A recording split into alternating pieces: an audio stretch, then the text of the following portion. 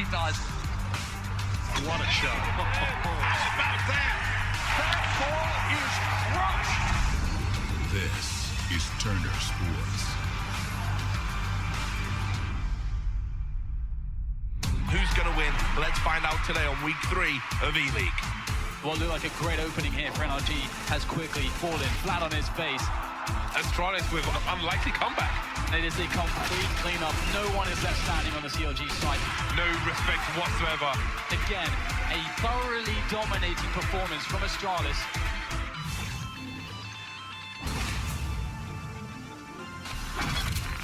So confirmation, a terrible day at the office yesterday for CLG. The only thing that was going right was that man there, Hazed. Great performance from him. Will it be enough today when they go up against NRG? And you can see a freshly shorn PTR. We'll talk about that in just a moment, but he's going to try and power his team to victory in this bargain basement battle. Who will win today? Let's find out on Eleague.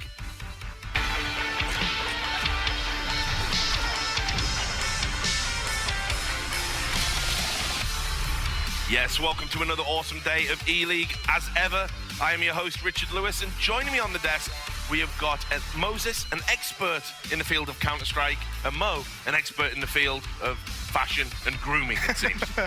So we'll talk. How are you doing today? We'll talk more in a second. Doing wonderful. Doing amazing. All right, cool. Why don't you tell us how you're doing today? You can do it on social media. Go to Twitter @EL, use the hashtag Eleague, or go to facebook.com/Eleague Gaming. Tell us what you think. And of course, these are the standings from yesterday. Let's get into that. You can see we've got Astralis. Great day. They had a stand-in. They still went 4-0. SK Gaming did 1-for-1. They split a series with CLG, who only managed to win one map, and they barely won that out of the 4 they played. NRG 0-2. Big choke yesterday against Astralis. They were 14-7, 14-8 up, and weren't able to convert. So, CLG versus NRG takes on an extra special significance as these guys play for seedings. A Danish derby in the middle, Astralis versus SK Gaming, and then it closes out NRG versus SK. So, amazing Counter-Strike games across. And here's something else that's amazing. We went and through all the stats. We broke it all down. Here are the guys that had the opening kills. And just look at this. It's Astralis, basically. And then Hazed. One of these things is not like the other. Well, I'm not sure if it's more surprising that Hayes is in there or if Zonic's in there. I mean, that just shows you. I mean, Zonic had a big day yesterday, all things considered. Yeah, the coach showing how he is. Bigger Mo. Bigger Mo, as he's affectionately known. But yeah, just an incredible performance from Astralis. So we're going to talk more about them a little bit later today. Carrigan, their in-game leaders, turned up. You know who else has turned up today? The desk. Well, yes. Yes, Mo. But also, don't ruin my segues. The casters have turned up. It's James and DDK. How you doing, boys? Been good. Really sell that to me, James. I'm all right, Richard. Well, since you mentioned segways, right? You know the guy who invented the segway, he died because the segway he was on went off the side of a cliff, right? Thanks for that. Well, you know, Thanks for he's been rolling off the cliff. I've been rolling that lint off the shoulder, you know, making sure I'm ready for today's show, getting that lint roller Is game that on. actually true? I believe it's true, yeah. Yeah, I know you believe it's true, but is it actually I don't know, true? maybe the producers can look on the internet Yeah, and confirm. please. How does Dan have a straight face through all this? I'm trying. You know this lint roller? He brings us everywhere with him. I mean, you got to do it, most man. prized possession. You got to. He's serious about this. Guy's serious about lints. Right, guys, we're going to work on these segments, I think, because we've talked about lint. Don't mute the mics yet. Don't mute the mics yet. There is Counter-Strike, right? There is Counter-Strike to talk about. There is Counter-Strike to be played, and hey, we've got Carrigan in today. So, yes. You know, Astralis were beasting yesterday, and now they've got 2 more games to play today, and Carrigan is in tow. Sonic, you saw him on the leaderboard there. You know, he did well. He put in work. Yeah, now, absolutely. Now Maybe they're full CLG strength, should which use is him. scary. Yeah, so, well, look, we're going to talk to you a little bit later on. I'll let you get back to doing your lint rolling and Googling the Darwin Awards or whatever else you're doing. Right then, it's always a blast, isn't it, right? You never know what you're going to get. But here's something that we do know. You're going to get some great interviews today because we've got Rachel Quirico, who's going to be interviewing all the players across today. How are you doing, Rachel? I'm doing great. Thanks, guys. It's so exciting to be here. You're just as funny in person as you are when I watch at home on TV. That's awesome. Good to know, right? Well, I have been watching home on TV, and now I'm here in the studio. If you would like to do the same, you can head to e-league.com/attendees, score yourself some tickets, come on down to the studio, and watch some amazing Counter-Strike games in person. Like Richard said, I'm going to be here all week doing interviews, and our first match today is going to be totally exciting. We have Counterlogic Gaming versus NRG, and in this past Counter-Strike season, they've traded more than just kills.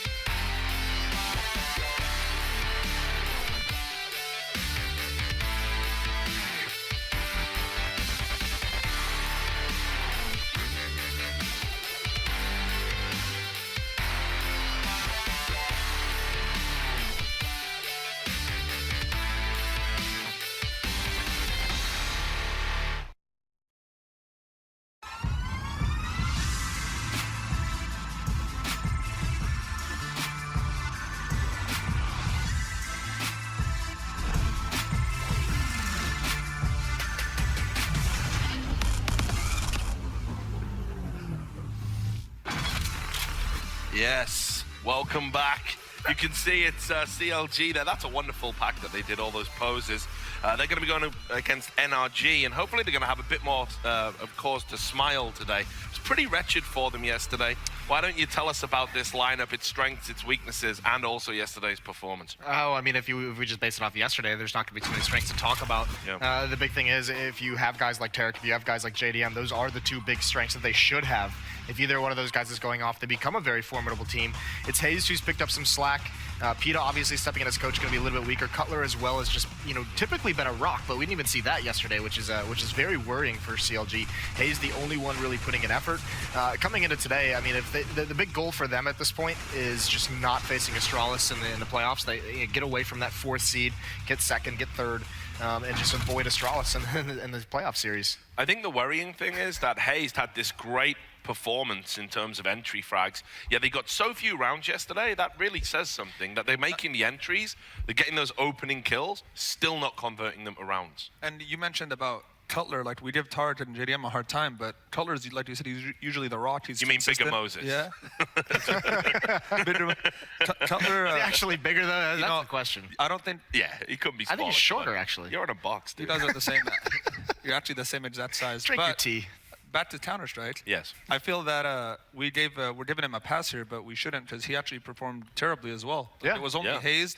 PETA, we're not expecting much of. Maybe they can use Zonic today as a stand-in Yeah, it might be good, right? for him. So let's talk about the team they're going up against, NRG. They had a bit of a mixed bag. They got blown out in the first one a little bit. They kind of ran away with it at the end of Astralis, and then they were in a commanding position on Train. Should have won it. Tell me about them, Mo.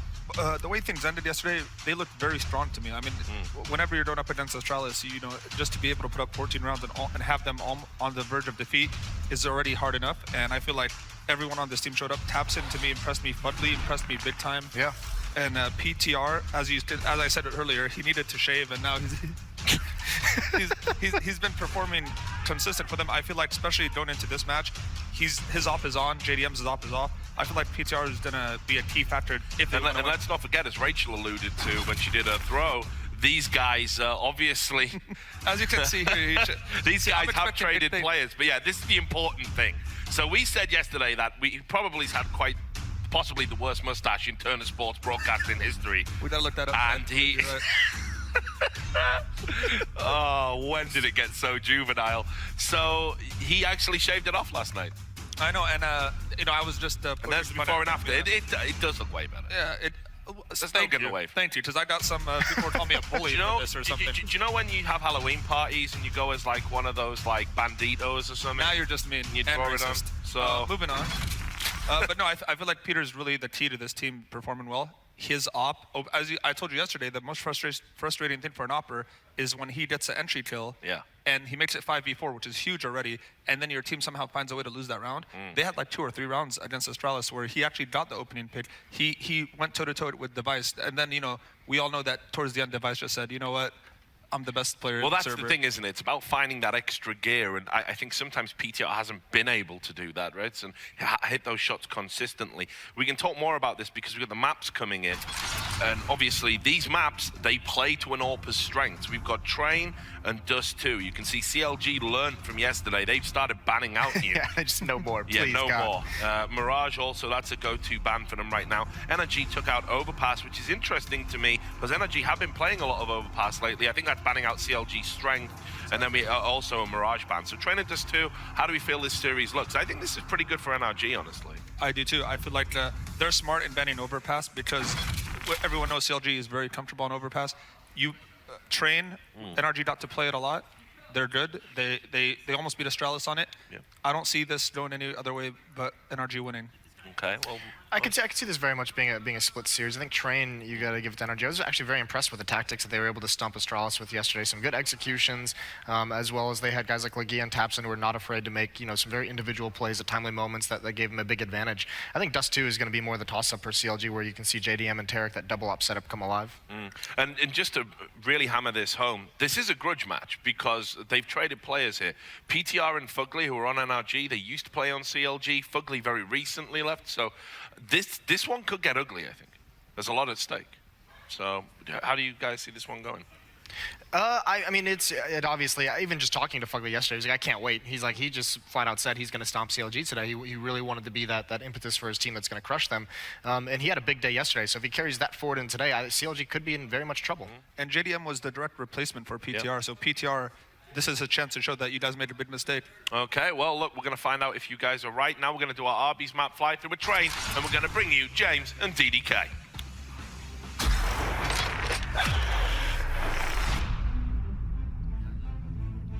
Well, I do remember when Peter was first removed from CLG, actually. I remember him being angry. I mean, he shaved his moustache. Maybe he's going to be, like, leveled up now. He's going to be Super Saiyan. I remember the old days, too. I was at the first event where CLG had that breakout performance, the MLG Aspen days.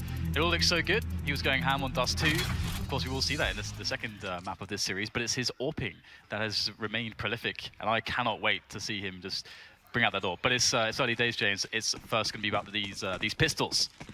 Indeed, it is. So NRG starting on the T side, and as I think the desk alluded to, you have to favour NRG. They do seem very comfortable indeed on train, and they play it almost every series. They'll play it again here. So good thing that CLG didn't take the gamble as they did with Nuke yesterday. And CLG will continue to creep as well. They like pushing on the CT pistols, it seems. Peter going to get taken down straight away. Now JDM trying to close the distance as Fugly is playing around the corner, but he won't win a duel on that occasion. So the trades will come in as the rest of the team move into B. Yeah, this is really nice from NRG, though. They do actually have some good positioning. We got a bit of a push coming in from Tabson, making his way to Connector here to try to stop these CTs from going for the retake through that choke point. But it is smoked off, allowing some movement here from the CTs. But that great flash coming in. That's Tabson with a frag there in Connector. Now the CTs, they're going to have to waste a lot of time dealing with Tabson. He knows this. He's just going to run away, not allow them to get the engagement. And now the rest of the CTs of CLG, they've got to move forwards for the bomb and pressure with that defuser 10. But in goes Peter. Easy frag for him, and now it's Hayes by the bomb train as well, and they are getting picked apart here. Great stuff from NRG in the opening pistol to take it. There's nothing Tarek can do from this point. Tarek should run away, like all the way away, because he's dead, James. He is dead, because if he didn't take any damage from the bomb explosion, then he can get a helmet for $350. But if he takes one armor damage, he has to buy, if he wants to force buy in the next round, that's $1,000 instead of 350. So I think there was something to be done there, perhaps. But it depends on what their plan is for the second game as well. But I mean, the round was lost at that point. And indeed, we see Cutler, for example, picking up some Kevlar. So it seems the force buy is coming in. So Tarek's had to spend $1,000, where he could have spent 350 and maybe afforded something else.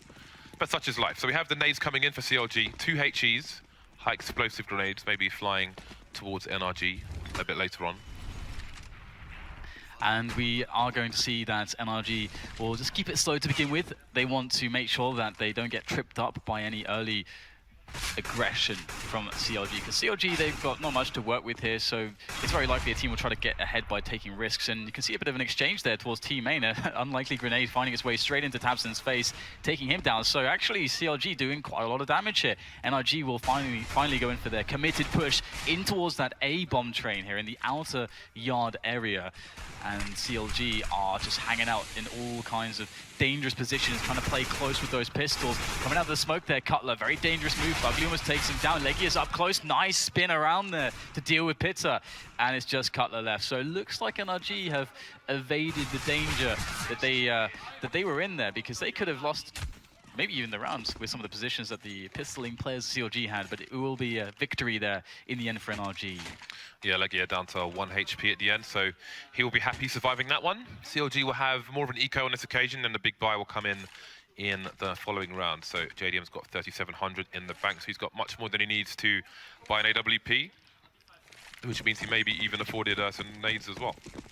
Peter's picked up a HE. We saw him get a HE kill with his grenade in the previous round, so we'll see if he can use it to good effect this time. Again, we've got 3 P250s here for CLG, so they will be wanting to close the distance once again and try and get some one-shots.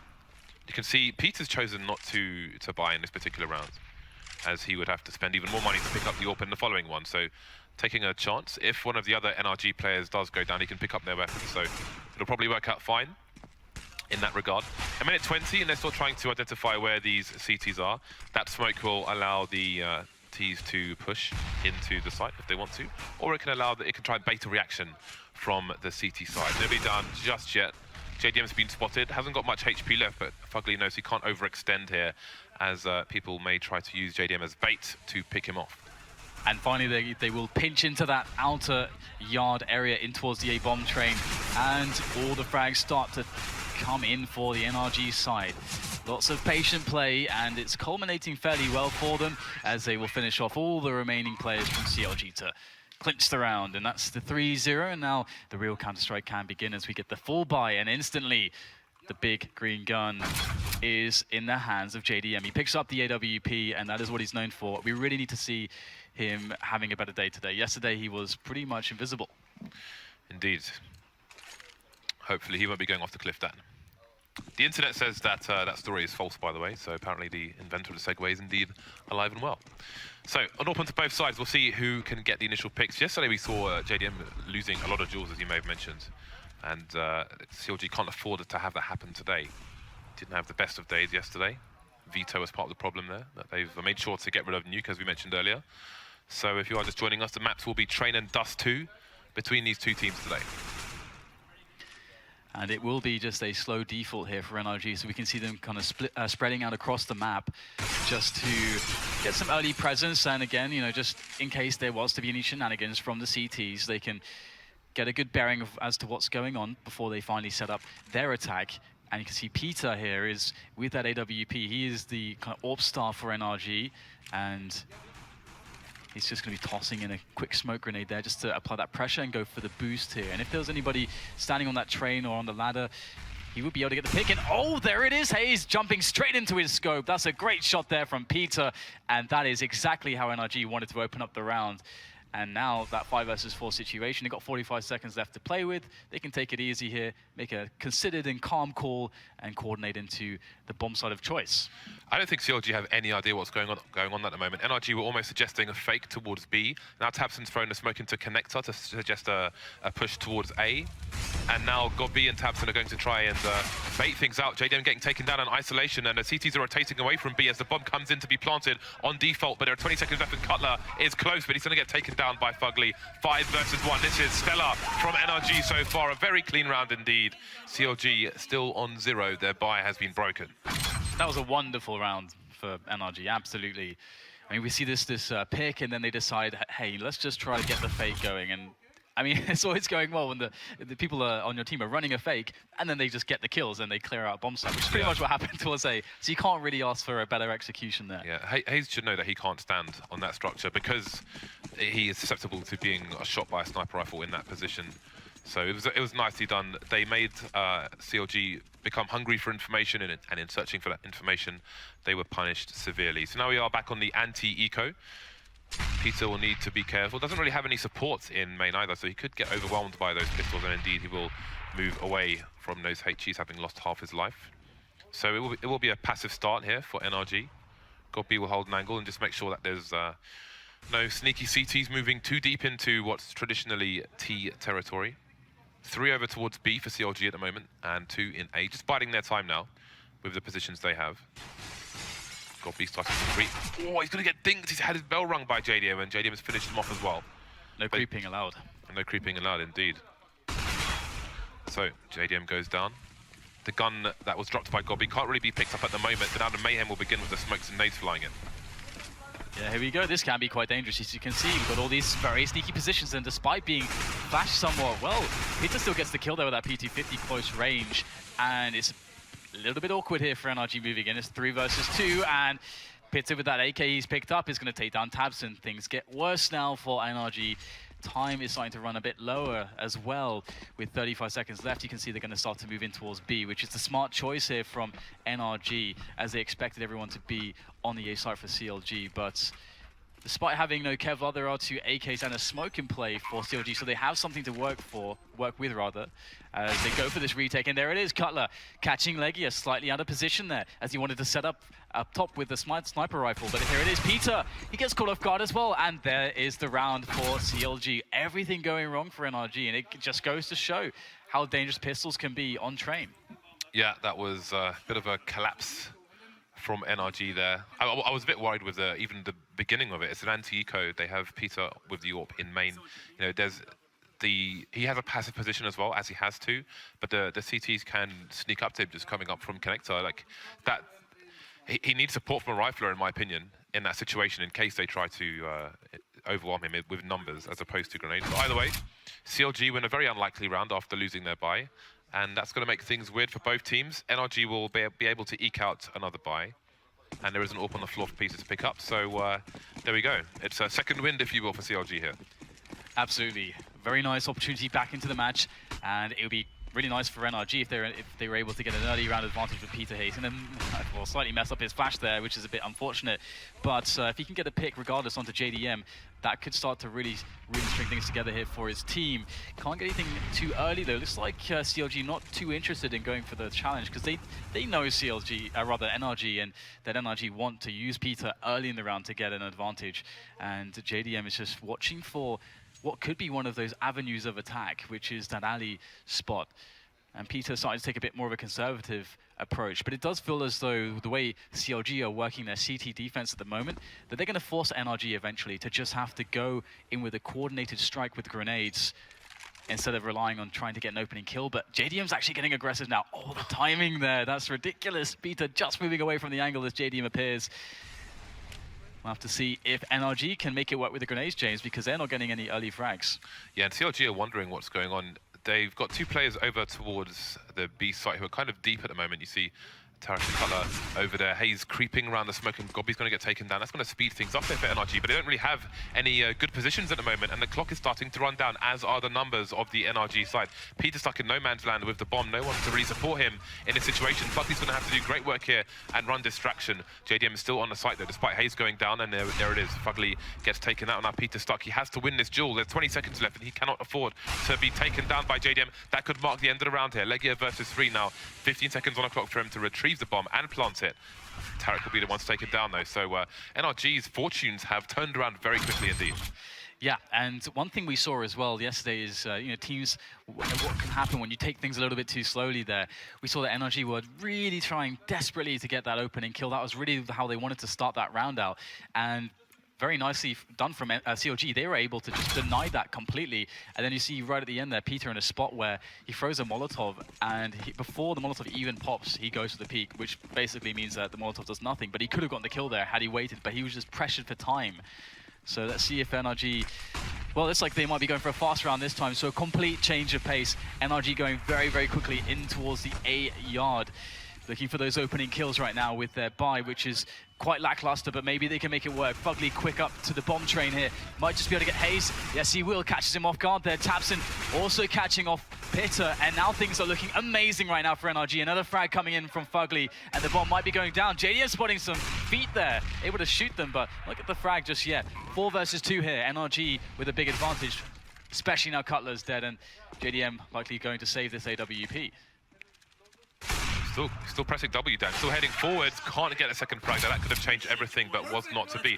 That was an interesting wall of smokes there that we had from NRG. Normally you see it across the bomb train towards connector to choke off a lot of the vision and movement from the CTs, but that was more of a diagonal one away from the bomb site. Either way, it worked out really well for the Ts, and they win an important round, 5-2 now, and we'll see the money.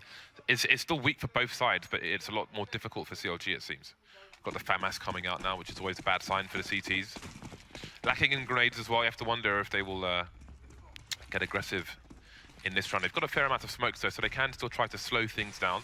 So we have the same smoke execute coming in from NRG, but at this time they had a player move into A really early, and again Peter gets taken down with no support. Tarek getting that aggressive movement, as I mentioned there, but they haven't rotated anybody over towards the bomb site. Cutler's here on his own versus the rest of the NRG side, holding things down straight away, but gets traded pretty early on. Now we have the rotation coming in, but all of CLG will be at the back. Good thing is for them that NRG can't move to the CT side of the map now. It's too late for that to happen. So it will be difficult for them to hold this bomb site with a man disadvantage. Yeah, and it's pretty ridiculous that Tarek was able to just pick up an AWP so early on as well. That's going to be a big advantage going forwards. Tabson's up top now. He's only got one player to play with. That's Fugly, and Tabson's caught out in the middle of no man's land, and so is Fugly. Tarek getting the frag with the AWP that he stole from Peter's cold, dead hands. And now it's going to be another round for CLG. So what a turnaround we're seeing there. After a very decisive round from NRG, CLG able to quite easily defend that B push, or rather retake it. And that's going to be a 5-3 now. So CLG, NRG, it's kind of hard to predict who's going to end up where at this point. It's very much backwards and forwards. But CLG, they've got a double AWP setup roaming in now. So we've got JDM and Tarek on those AWPs. So that's going to be kind of scary for NRG to deal with, unless they are going to go with a heavy smoke approach.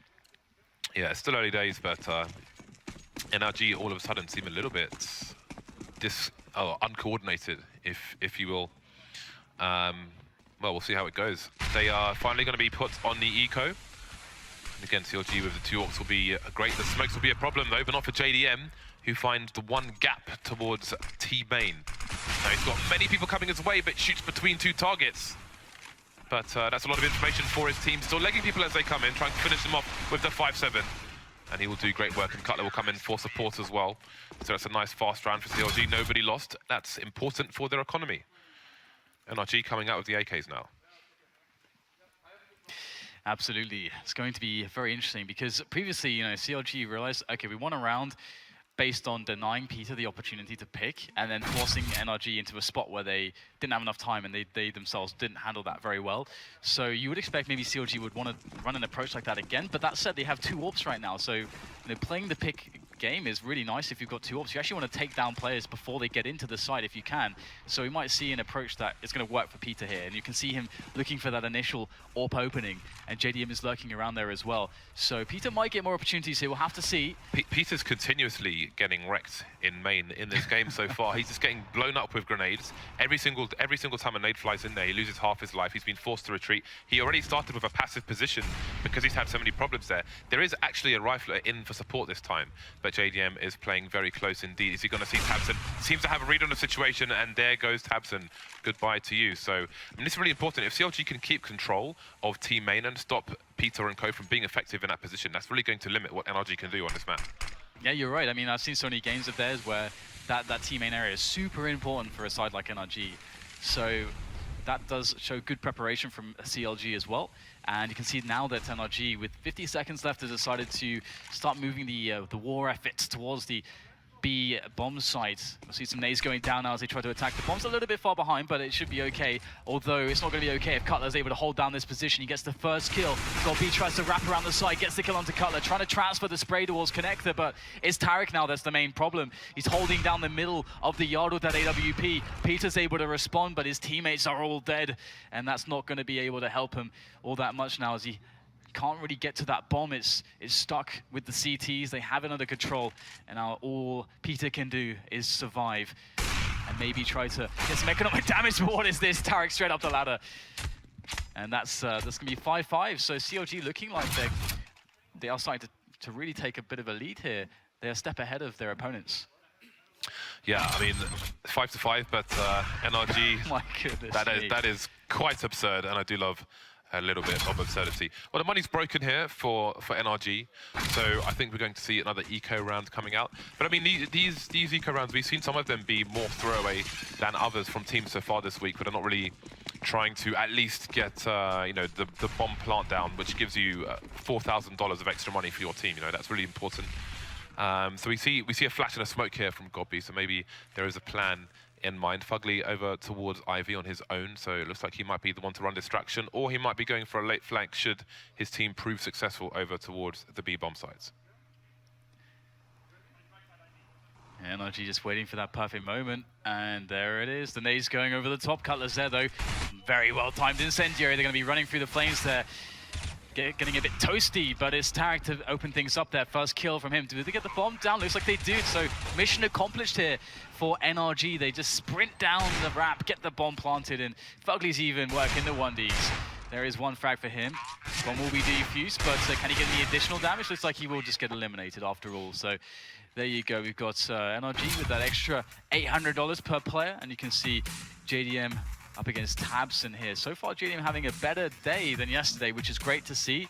And Tabson, I think, was turning a lot of heads yesterday too. So So good to see that he is able to keep up his performance. He was turning heads inside out yesterday. Yeah, he absolutely was. With the Deagle. So, I mean, again, it's important that NRG get the bomb down, and at the cost of the odd pistol here or there, but mainly the flash and the smoke, does enough to get them close enough to the site to get the plant down, and that bonus money will come in handy. So again, we have tabseN moving quickly in towards A main. This was similar to the fast play we saw from them with the diagonal smokes, which are out again, actually. So it seems NRG going for their second last execute onto the A site. Will it be successful again this time? JDM using that gap, abusing that gap. Down goes tabseN as well as Peter. 5 versus 3.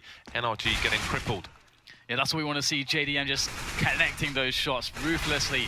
And Godby, it's all that he can do to try to get some additional kills in there, but he will get absolutely nothing. Denied, shut down by Pitter in the end. The coach of CLG showing that he can shoot dudes as well, James. Which is good to see. Blind, but gets to kill anyway. That is absolutely absurd. But, I mean, JDM, he seems to have a read on the current situation when NRG are throwing those 3 smokes onto the middle of the site. They're leaving that gap in there. They're having tabseN move up, maybe for a flank, but the gap's being abused by CLG, and NRG need to realize this and make adjustments. Otherwise, they could have a problematic first half.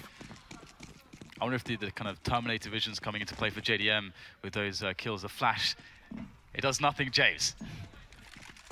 So here we go. We've got NRG back on another situation where they have a lackluster buy, just playing it economically, not going and spending all their money, but just scrapping together what they can. So they can still have a buy next round, but this round they can still try to do some damage. We've got some utility being thrown there to try to displace JDM slightly, but he's going to be under pressure. Can he hit the shots? Oh, this is savage stuff there from JDM, picking up 2, and he will get eliminated finally, but I think the play largely there was to try to just kill JDM. They did manage to do so, but the entire team is dead. The nade of Pitter to finish off Godby right at the end there, and CLG with another round. Quite some momentum here for CLG, and it's really, really 2 for 1 almost. Really great to see the fact that JDM's hitting these shots, man. This is the JDM we know and love and expected. He wants those bargain basement deals, Dan. He wants that buy one, get one free, but Godby was left with enough HP to take him down, unfortunately. But we go into the next round, and both teams will be back on the buy once again. Double orbs for CLG. Only 2 rounds left in the first half here. NRG looking good early, but got put to a stop from CLG. Again, an unlikely round, and that's led CLG to 8 rounds so far. So we're going to have the pot flashes coming in. The fast pace towards the B site. Tarek moves before taking the shot, so he misses, but he gets the follow-up. No response from NRG whatsoever from Legier's fast push. Yeah, that feels like a bit of a misplay from Legier, kind of getting a little bit too tunnel-visioned on the frag. You know that Tarek's going to have enough time to reload and take the angle, and you've got nobody to trade with you, so now he basically put his team in a 5 versus 4, which is very likely from that position that he was in. So now NRG have to deal with that misplay from Legier, and that they might just try to force into some map control. Looks like they're trying to do so. We've got Fugly trying to press onto Ali. He's got some support there as well with Peter, with the AWP. He's in the back, but Fugly's smoked off here, so Peter can't really easily support him if he's able to push out there with that AWP close range. It's going to be quite awkward, and the push for NRG is really waiting on this Ali play. They've got players on T main and on PopDog, but there is aggression on T main from Hazed as well, so CLG have a great setup. Yeah, they've got this on lockdown at the moment. This entire site is quarantined away from these Ts, but Peter, well, he'll get traded as well. So that's just a bomb left. tabseN alone. He's got 2 frags really quickly, though, so he's down to 1 versus 2 now, and he's got 35 seconds to play with, so he's got time. But there is a flank coming in from his back. He needs to do a 180, otherwise he could be in trouble here.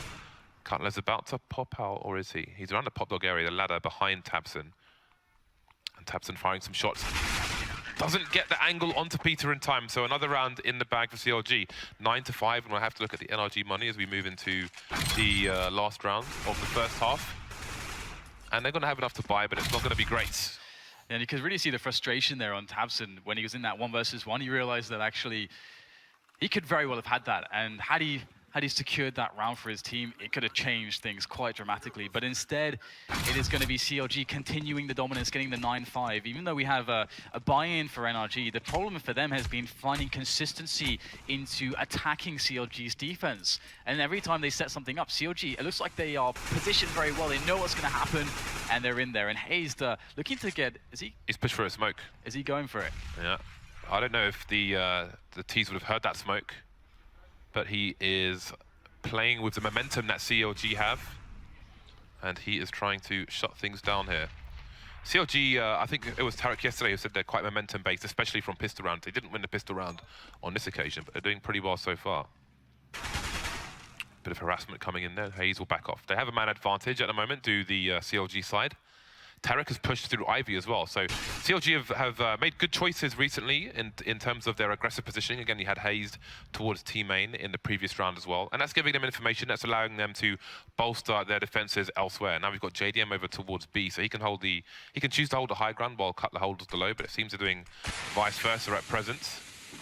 45 seconds left on the clock, and they will use what nades they have to try and slow down the NRG side. In fact, we haven't seen much from NRG so far in terms of forcing CLG back in terms of baiting grenades. Look how many grenades CLG have. They've got loads of Molotovs, for example. Yeah. And we've seen them come in now as NRG go for the push. Yeah, Peter's going to be coming in from the top area with that AWP. He's going to be very, very important, but there's a lot of smokes down, which might obscure his vision for the shots. He is just trying to safeguard that top area, but it's all about the ground level here as Cutler cuts down Eleague and Tabson. JDM will spot Peter up above, but once again, Peter, he might be left in a position where there's no teammates left or even much time to deal with this situation, as we have all three CTs going in for the aggression. Got B going for the shots, gets one, but traded by Tarek. So Peter can still win the round, but no, Peter is going to get taken down by Peter. And that's going to be the defuse there for CLG. And once again, just as you mentioned, we saw such great movement from CLG. They've got the push on the Ivy, the alley area, and then they kind of push all their CT defenders more towards B, towards kind of the pop dog side of A. So it's as if they know exactly, in most rounds, what their opponents are doing, what NRG are doing. But it is time to take a quick break before we get into the next half, so we'll see you shortly for that.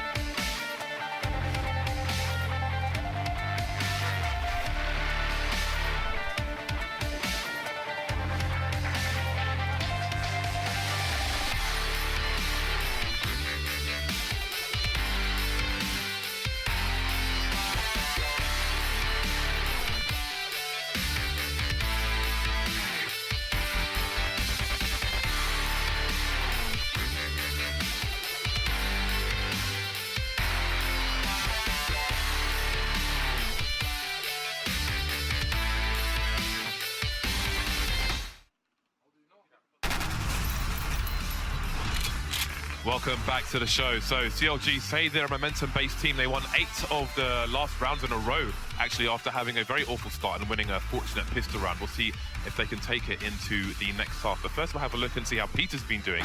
Yesterday he had a high of 13 kills per map. So far he's got 14 kills in his half, so much better day for him. Absolutely. And James, I'm gonna keep calling Peter, like Peter Red, because we've got Peter and we've got Peter, and it's incredibly confusing.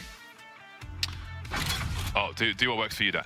I don't know. I will want do to that. naturally call him Pitta, but I don't know. We'll just see what happens. So, CLG have had the greatest of successes with their CT pistols. We'll be on the T side now. 5-round lead over NRG, who must be frustrated after the failures of the previous half. I would be frustrated, James, but it's a new pistol round. Headshots will be found from either team. We've got a lot of nades there on Pitta, which is really cool to see, actually, and Cutler as well.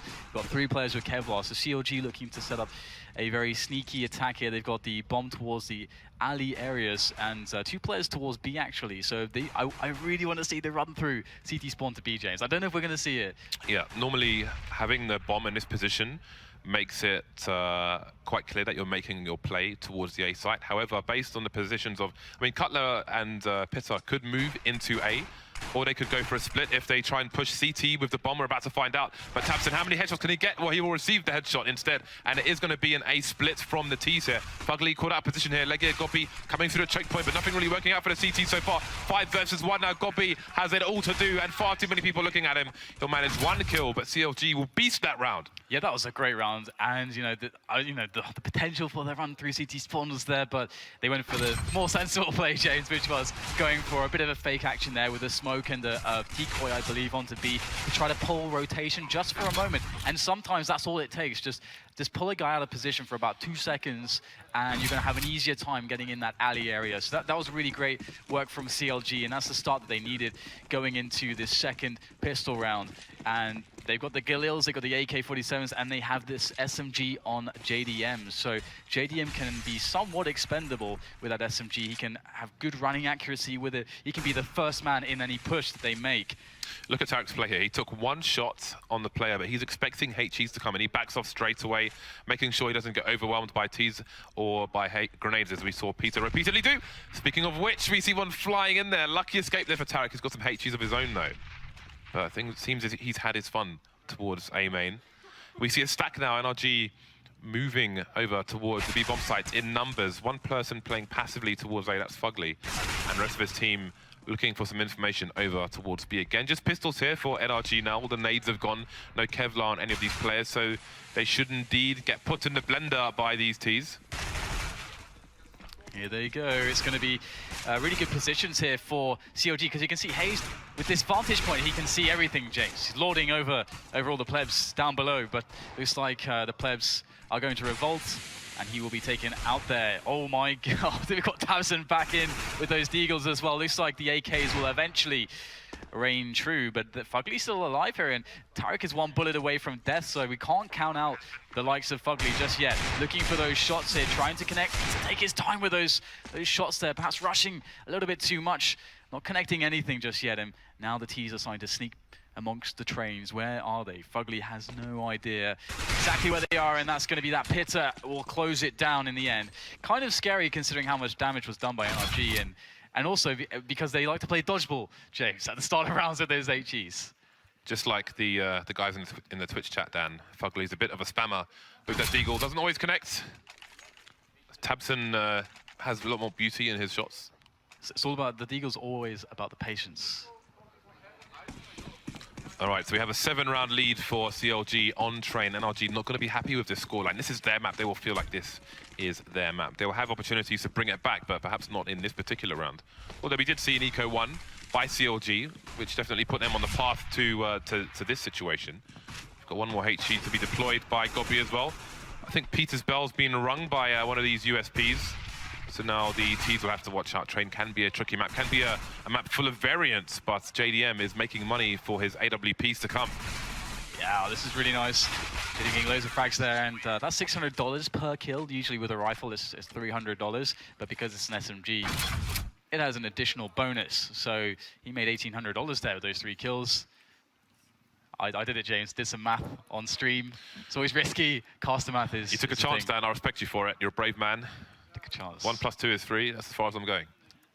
All right, well, you can see that the turnaround there for JDM's performance is massive. He was pretty much not on the server yesterday, not really doing much for his team, which is incredibly unusual. Today, so far, we're seeing more of the JDM we expect, and that is fantastic. And here he is, moving forwards towards the inner area, looking for that opening, but it's going to be Tarek over the top of the smoke, who will drop Legia at distance. And that is not a good way for NRG to start this round, James, because they are 3 rounds away from losing this map. Yeah, Legia's been dancing around smokes, mostly on the T side, on train this week so far, but today doesn't appear to be his best friend, Dan.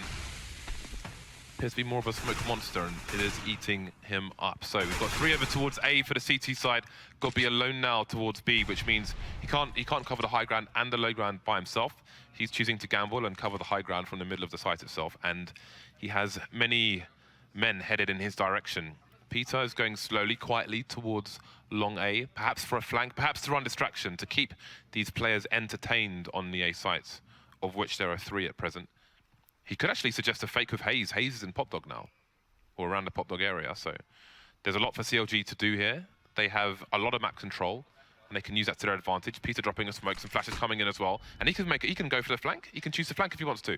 Yeah, this is really cool because CLG are sort of waiting for Pitta to just throw his nades, create a bit of presence and distraction, and keep the NRG players a little bit away from A. Just a couple seconds of delay is all you really need sometimes. And oh no, Gopi not able to take the frag onto JDM. That's really crucial. tabseN, he's able to get something going as he moves in, but JDM is still alive, and he's still kicking ass right there with that AWP. It is Fugly who's left alive for NRG, and he's not really got much to work with. Stuck behind choke points against 4 players, not happening. And you can see him just looking to try to kill any players you're hunting him down, because he realizes they are going to be hunting for him, and they are indeed doing just that. And it's Tarek with the crab walk on the Deagle to get the frag. And that's 14-5, CLG looking somewhat indomitable at the moment. Gobi just not getting a kill fast enough there. JDM having it. Oh, that's lovely. That's beautiful, isn't it? That is exquisite. That is a stark difference from yesterday. It is indeed. He's had his breakfast, he's had his raisins, the strawberries, perhaps a touch of Greek yogurt, Dan. Yes, the parfait, in fact, James. Throwing the oats in there, you got a parfait. The parfait. 2 rounds away from the first map are CLG. We have a 4th spy coming in from NRG. We've got SMGs coming up, Mag 7's pistols. The one FAMAS, the French gun. JDM getting flashed. Going to move onto the ladder to hide his legs from lower, to try and hide himself. He'll see the shadow of Peter there. He's going to have to be careful. He can raise the alarm to his teammates as well to cover the high ground behind him. He's got members of CLG in for support, but Peter's going to fly down from nowhere. So Tarek not doing a good job of support there. It's looking a little bit awkward here. Tarek trying to get out of there, and the CTs will take over that 4 position. Team main very, very important to mount an assault onto the A site from, but now it's under the control of the CTs, and they have a good idea of what's going on. And Gobby's, he's here with a Mag 7. Oh, that is violence there from Gobby.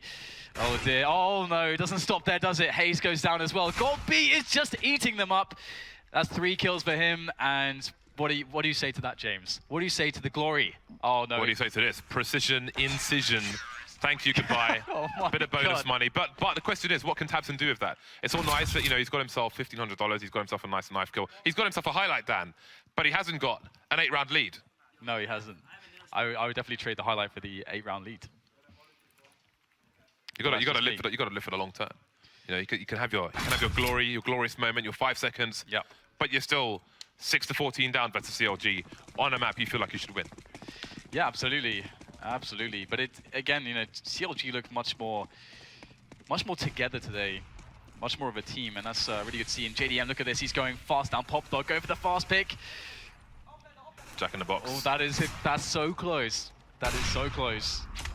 But JDM won't get an opportunity to go for one of those flick shots, and I was really, really looking for that.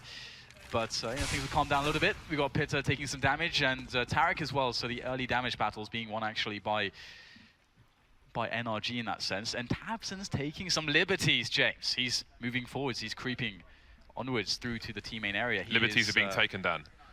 He is invading personal space, and Cutler does not appear to be happy about it. Obviously, I don't think actually Cutler knows that tabseN's there, but they may have a meeting of the minds a bit later on. So we've got Fugly, he's holding an angle towards Ivy while Peter's close to him, concentrating over towards the Pop Dog. Actually, we used to see Mo play on this map for Echo Fox, and he'd be stuck over towards Ivy. But these AWPers are in more dynamic positions. JDM now looking to harass towards B. 40 seconds on the clock for CLG to take a decision, which might be, it could be an A split based on Tarek's position over towards Ivy, but he hasn't really advanced anywhere. Indeed, he is moving away. James, there's 30 seconds left. There's 30 seconds left, James. And nothing's happened. We've been here before, Dan. We have been here before. But what is the read from NRG? Fugly starting to move away from Ivy now, moving towards B, but he's currently in CT spawn. He can't really help his team. We've got blind players. Gobi can't see what's going on. Eleague goes down as well. The Germans are disappearing, Dan, and Cutler plants the bomb. We've got a 4 versus 3 as the smokes go down. Hayes advancing towards the CT side of the map. Here we see problems for NRG now, despite the time that was left. Yeah, it's all gone well. It's all gone well for them. No problems on the entry. And now Fugly is going to be getting a fast frag, and there's maybe a second player to be had there. Cutler gets flashed. Fugly goes forwards, gets the frag there as well. There's a third player that he can spot. Oh, there it is. Great frag there from Fugly onto JDM. Such a crucial frag, leaving it down to the man Hayes, the big performer yesterday. Oh no, the knife comes out. Very, very untimely spot to pull out your knife would not advise that, and tabseN will take the round there, but it's about Hayes once again there. What a beautiful triple kill from him. Indeed, that was desperate for NRG. It was desperate, Dan, but they survived. They just about survived. I think Peter may be a little bit aggressive there. He heard Fugly jump off the top of the structure there, but then the Fugly could hear him running around. It was a bit obvious. He had his teammate holding the angle as well. I guess he wanted to go for the double peek, but he telegraphed his position and got punished for doing so. And now CLG's money's been broken. It's been broken, Dan. They got a jumble sail buy. The car boot sail buy. They've taken their parents' finest china, their plates, their cupcake pots, everything. And they're left with pistols, a flashbang, and a smoke grenade. Well, let's see if they can be creative with it. Let's see if they can get something done with it. Just at least some money, James, with that bomb plot. We have Eleague able to take a quick frag, but he gets traded and the bomb goes down. So looks like they can get a lot done with this. Just some Glocks and P250s. Not like this. What is going on at the moment? Not like this, Dan. Why is this happening? No! Why is this happening? You can't do it like this. James, all they did was run in there. That's all they did. They ran in. And then they won the round. They had nothing, Dan. They had like a shoe on. They didn't even have 2 shoes. They were wearing odd socks. Oh no. Do you know who wears odd socks, James? Who? Producer Reese. That is true. 15-7. Many game points ahead now for CLG and NRG. It's not even a jumbo sale, it's a yard sale, Dan. They've got the punch. You know, they've got a table outside the house. Got themselves some pistols, a FAMAS, and a Mag 7. Not much. Defuse kits. Eleague will be the first to go down. We've got fast aggression coming in from CLG. Player spotted on the bomb train itself. JDM looking for the flank, but tabseN will be up for the challenge. A fast 2K from him. Fugly falling to the flame. Got a 3 versus 3 here, soon to be dwindled here. The numbers of NRG. Peter's picked up an AWP now. God B still on a Mag 7. Not much to defend with, and it's going to be, they're going to count on Peter here. He needs to find the right angles. Maybe they have a read on it. I mean, the smoke didn't really cover off the entire position, but it does leave them exposed. And it was a guess, it seems, because Cutler's looking everywhere right now. That smoke is just, it's just so awful. What can you do from there? They really wanted to get out of that choke point, but then the smoke goes down, and they waste so much time having to go through connector. And this is not an easy spot. You can see Peter's trying to reposition with the AWP as well, and that pop plug area is much better for the AWP, and he's going to be in the back lines with the trains. Goppy's close with his Mag 7. He's got to run the gauntlet against 3 players. They've even spotted him now, I think, as well. So Peter needs to open it up. The can opener, which is the AWP for Peter. Well, there it is. He's going to be opening a can, but will it be enough for Goppy? Looks like it won't. Now Peter has to go close with his 5-7. It's just not going to happen. Cutler in with the 2 frags to save the day for CLG, to put a stop to NRG's comeback. It was looking pretty good at times, but CLG, it was all about their performance here. Much renewed on CLG today, and that is definitely what they need after yesterday's results.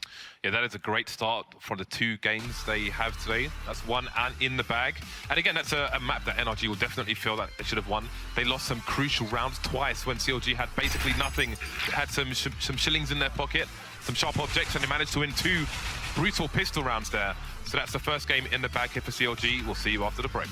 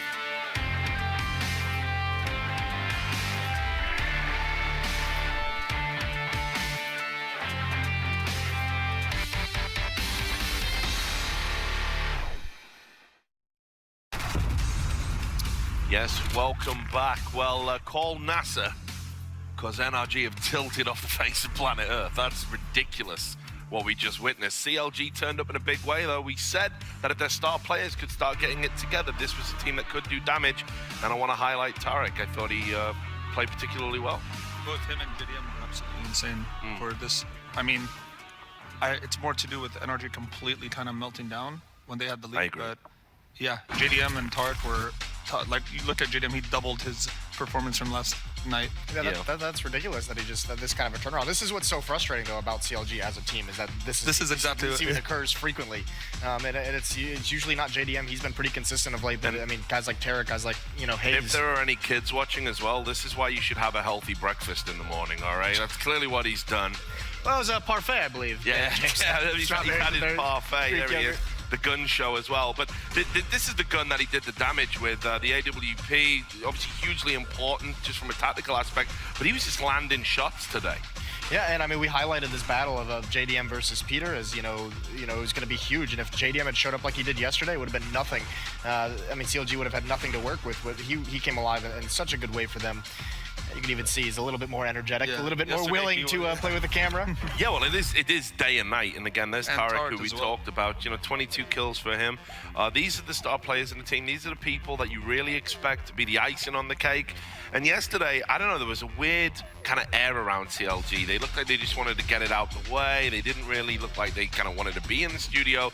Today, you see them, they're having fun, they're playing up to the camera, they're landing their shots, more importantly, and they've absolutely beasted NRG. I want to also mention Peter was... Even Peter played well, yeah. Peter was one of the reasons that they started making that comeback, because they were down and out, and then Peter, like... I just frustrating to think about how they lost those rounds. Like, they had so many meltdowns.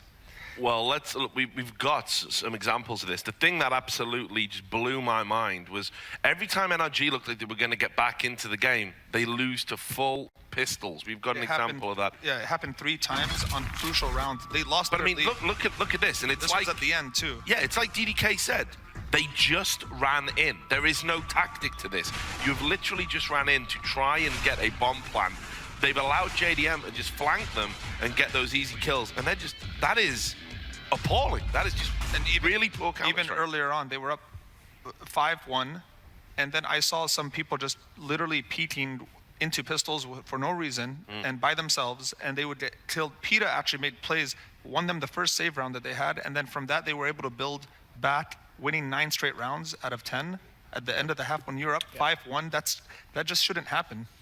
Moses, you've been awful quiet. You're the resident NACS expert. You've been analyzing it all your life. I mean... That's where your hair went.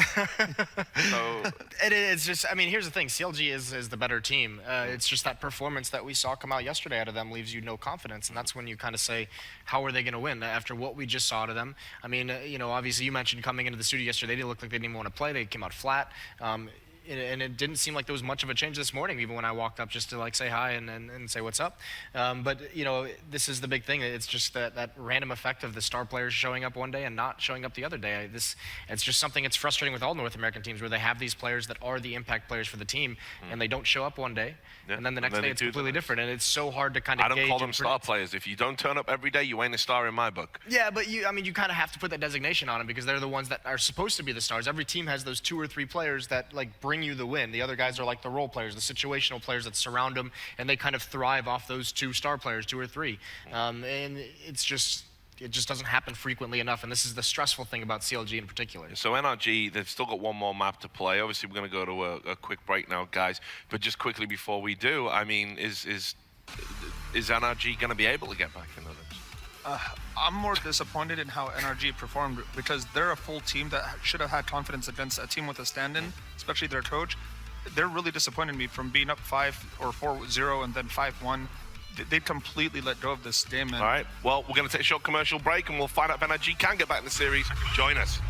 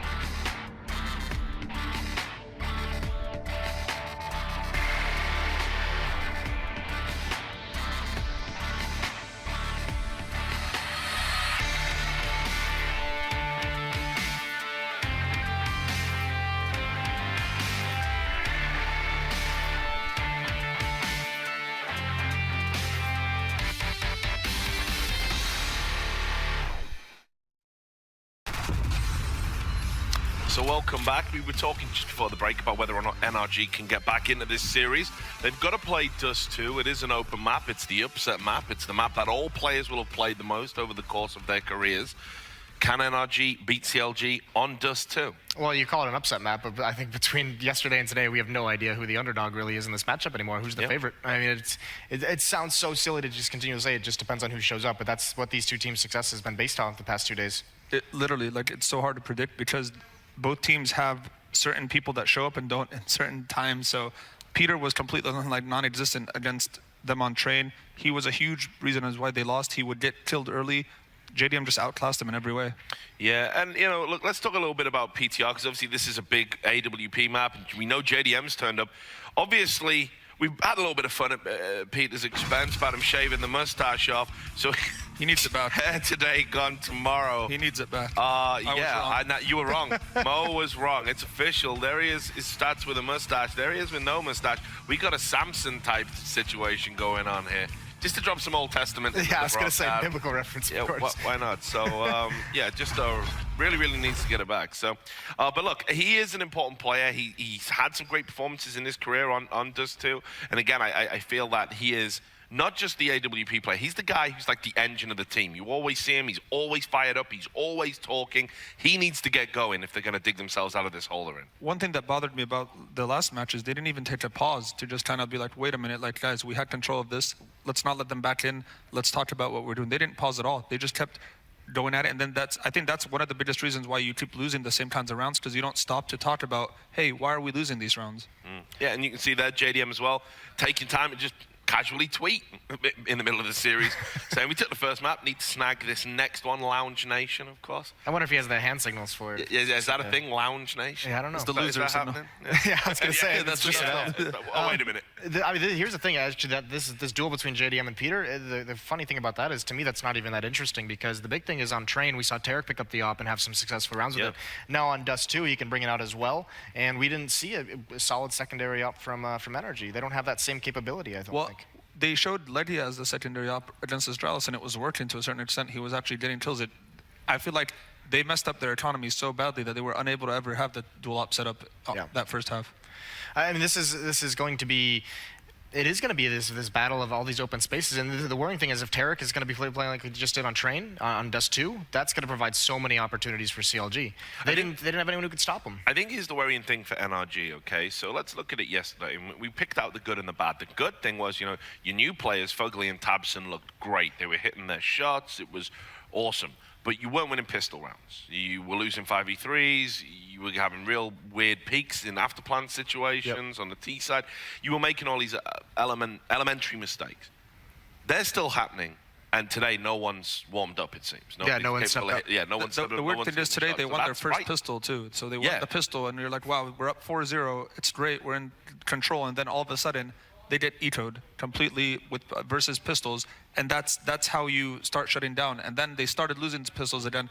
It's gonna be tough for them to get back to it, especially with Tart. Like he said, Tart, like I feel like he's warming up. And then again, let's be clear. Obviously, they only played the one series yesterday. They've got SK Gaming later today, which was always going to be a tough game for them. SK Gaming having a good run of form. There's a real risk here that they could get that fourth spot. We're pretty sure Astralis is going to get top. And then they could be like the next Team Liquid, where nobody wants to follow in that footsteps, right? No one wants to go 0 for 6. And what a change from yesterday when that match against the two maps against Astralis made us think that NRG has a real chance here to get a second or third seed and have an easier route into Friday. This is a huge map for them. They need this. This really decides whether they're like last seed or not. So they need to win. Yeah, I mean, let's talk about mentality. Is that the issue here? They've always felt a little bit fragile and lightweight to me when it comes to that mentality. Like when they're up against it, I think they'll cave more often than not. We noticed that in the Astralis game. I've spent a lot of time with these players. I've seen that. I honestly think they need that strong leadership presence. Godby is a tactical mastermind. I don't know if he really fires up the troops quite as much as some other in-game leaders who maybe don't have the same level of tactical prowess. I think we have to remember that NRG just had two new players just last week. They've only had a week with this lineup, so we're going to see. I don't know if that excuse doesn't chime with me in this group. Why not? Because how does it not chime with you? You're playing CLG, they had to dig Peter out of retirement. Yeah, but they've been a core for longer. Here's the thing, though. I would much rather be a team than a team with a stand-in. at the end of the day. Even though the stand-in is their coach, he knows how they play. The problem I think here is Peter kind of improved his game tremendously since yesterday. And maybe he's been DMing, I don't know, but he seems to be a lot more comfortable with the team today. And this team looks a lot worse. NRG doesn't seem to know what they're doing right now. So quick predictions. In a word, do NRG take this map? No. I'm going to say yes. Thought so. Okay, let's do our map fly through and let's get back to James and DDK.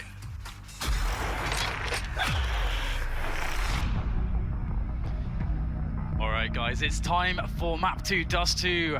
NRG, they should have much better chances against CLG on this one, but I mean, with JDM in the form that he's been showing so far today, the JDM that we know and love, I think they're going to be in for a tough time, but perhaps James, they can get it done here with just that exceptional AWPing that we're used to seeing out of Peter on Dust 2. This is his map, this is his playground. Yeah, Train, you could say that about Train as well. I know what happened there. They got wrecked by pistols, Dan. Never mind AWPs. We'll see. This is a pistol round. That's an interesting way to start things off by just spamming when you really don't have a range advantage there with the Glocks, even if you've got 3 of them, and they're all getting wrecked down. One by one, they're getting shot in the face here by USPs with superior range. Eleague is close on short, but they're going to start to move away. There's a 2-man advantage now, and CLG will be happy to sit on that. When Astralis were playing Dust 2 yesterday, we saw Device just sitting on the short for the longest time. Maybe we'll see that later on. CLG will choose to move back on their advantage. Got a player. Will Tarek be checked? No, he won't. Tapson goes down, and there's a bomb, and Fugly as well. Wipeout. NRG get wrecked on the pistol. Yeah, and maybe you need to lend them your lynch roller, James, because that was really messy from NRG, the start of the round. I mean, it's just... Well, I mean, we can see that CLG had that quick aggression on short. CLG played that really standard, actually. And as you said, NRG kind of playing against the range advantage. I mean, okay, maybe you're going to get lucky getting an odd headshot, but it's much more likely that the CTs are going to get connections there. So kind of a weird way to start things off, and that's not the kind of foot you want to put forward on Dust 2. But let's see if Fugly can get something done with a Deagle here. He's going to pop into long just for a quick shot. It will find absolutely nothing but air, and now it's going to be the rest of NRG starting to make their way up into Catwalk. We'll see that CLG are getting this information, and JDM with this forward position is very, very geared up to get some money in that bank of his with the extra bonus from the SMG frags, and he's got some support as well. So look how much control CLG have of the map. They know exactly where NRG are at the moment. I think NRG in this situation needs to just push A. Well, the problem is they know where JDM is. They don't know actually where the rest of the team are, but there's more action coming in from mid. And I think they've got to smoke in a flash, try and get the bomb down on the A bomb site. And what are they playing for here? There's one person on A at the moment, which they can't really tell, but with all this aggression, they're just staying here. I mean, I feel like they're throwing away the opportunity because it's like, yeah, we've got a player lower tunnel who's harassing us, right? We've got nades flying in from mid, but you don't need to take those engagements. They need to get the bomb down. They're stuck. It's weird, isn't it? Because they're stuck between 2 mines there. Like, oh, you know, they're pushing us. Maybe we can get a frag. But as you say, in reality, all they're going to do is much more likely by sticking around that they'll lose a player. And if it goes badly, they're never getting the bomb down. If you're just like 3 players left there, then you're never getting the bomb down. So just should go for it. Got a smoke and a flash, just go for it. But they stuck between 2 mines. They lose the round, getting nothing out of their investment. And that's just perfect for CLG. They're going to have everything they want to start off the game. JDM's going to be loving this.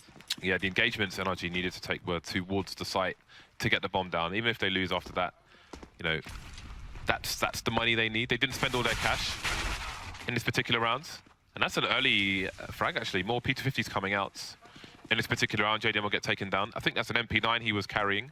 So maybe NRG can make some bonus money with that. Obviously, if CLG used the range advantage, you can see they've got 3 rifles on the 4 remaining players. If CLG used the range advantage, that will weaken the strength of the MP9 picked up because the damage drop-off is quite considerable. The further away you are, the less damage the bullets will do. The drop-off is bigger, generally speaking, on submachine guns than it is on rifles in this game. Tarek, though, playing close to short. Godby, not sure if he spotted him there, but he's starting to move away now. So, what is the play here for NRG? They've got a HE in terms of grenades, and that's about it. So they don't have any flashes to get themselves around corners easier. Starting to creep towards long, so it seems a split might be attempted. Peter trying to play the blind spot there, but that's a bomb gone down now. But Tarek can't get a spray transfer, so opportunity for NRG. Yeah, maybe a bit of impatience there from Tarek, kind of looking to see what was going on. But because of the severe disadvantage in weaponry, there's no need to do that. And that could cost him. We'll have to see. Pitter's able to get a frag there towards a long on a player. Tabson, who was very close. That could have been dangerous, but looks like Pitter will be okay for now. But NRG are making their way along now. Eleague has found himself that M4 from Catwalk. So with the bomb planted, there's a realistic possibility now. The CTs are out of position that something can happen, but the M4 is lost immediately, and that does not bode well here for NRG. But Fugly in with a quick 1D is going to change things quite dramatically. It's Hazed and Cutler now against Fugly. Can Fugly get anything else done with this Deagle? Looks like he won't, but 3 kills and a bomb plant is a really big result considering that NRG kind of threw away the last round. Yeah, that is quite considerable. You can see Hazed is delaying the defuse, so Cutler can upgrade his FAMAS to the M4 that was dropped by one of his teammates. Very smart stuff by CLG. All about the small edges here, so a difficult round, but they succeed nonetheless. So now we have the buy coming out for NRG. We're into the first buy round for both teams. Peter going straight for the big green gun, of course. So now it's time for him to show up. We've seen JDM slide back in to the killing ways that we're used to seeing from him today. And Peter will need to do the same after an unlikely loss on Train, it must be said. Okay, nice. So you can see the HE going down on the doors just to obscure the vision when a high explosive grenade goes off. Lots of dust is kicked up into the air. You can't see across the gap there. And looks like they're going for an AWP push with JDM here, but Fugly will spot it in upper dark. Really nice to go for these aggressions, and we've seen CLG do stuff like this a lot in the past with JDM, trying to get a lot out of his AWP and trying to really surprise his opponents, but looks like Fugly was in the right place, playing conservatively, and he'll be safe, and he will ward away JDM in that early AWP aggression, but that tells them a lot because that should inform CLG that there's likely going to be more players towards B. They can't be 100% sure. They would like to confirm that information before going for the push, because right now they don't want to go for that B split. That A bomb site is very vulnerable, but the bomb is towards upper dark, towards that B bomb site still. So NRG in a weird spot with 1 minute left.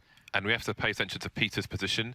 If they have a read, if NRG have a read as to how many players are on CLG, then Peter's position stopping the cross towards A keeps A weak if they choose to go there.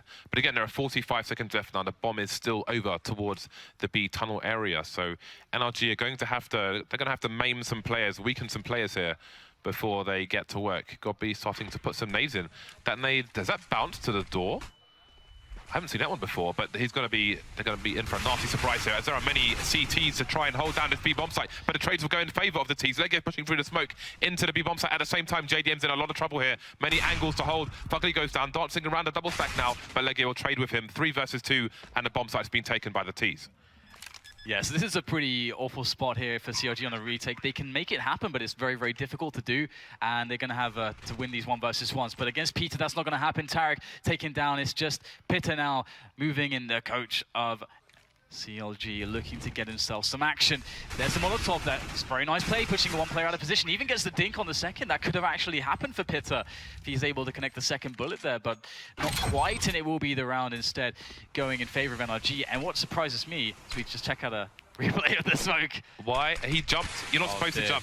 That smoke is supposed to go towards Xbox to allow you to move onto short without being seen by a sniper looking at short.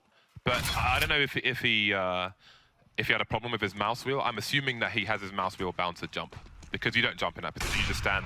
It's very simple to do. It's very hard to mess it up, Dan. So it's quite impressive that that was indeed messed up. Maybe his hands are shaking, James. Maybe his blood sugar's low. Maybe it's the stress. I don't know. It is an important match after all. But we'll have to see if CLG can recover here. They don't have a very good buy on them. They've got the AWP on JDM, which is great, and JDM has been connecting. And Pitter is safeguarding this long area that we're seeing Fugly pressure at the moment. But it's just early days in the round as kind of early map control is established for both sides. And once again, CLG are playing more towards B. It almost feels like they have a read on NRG that NRG more, or will most of the time favor the B bomb site instead of A. Now you see the smoke. That's the correct execution. So it allows them to creep up short. They're going quietly. It's a risk going quietly because you can get shots through the smoke. But if the shots don't ring through, then the CTs don't know now what the situation is on short. And you can see there was a 1 long and 1 on the A site.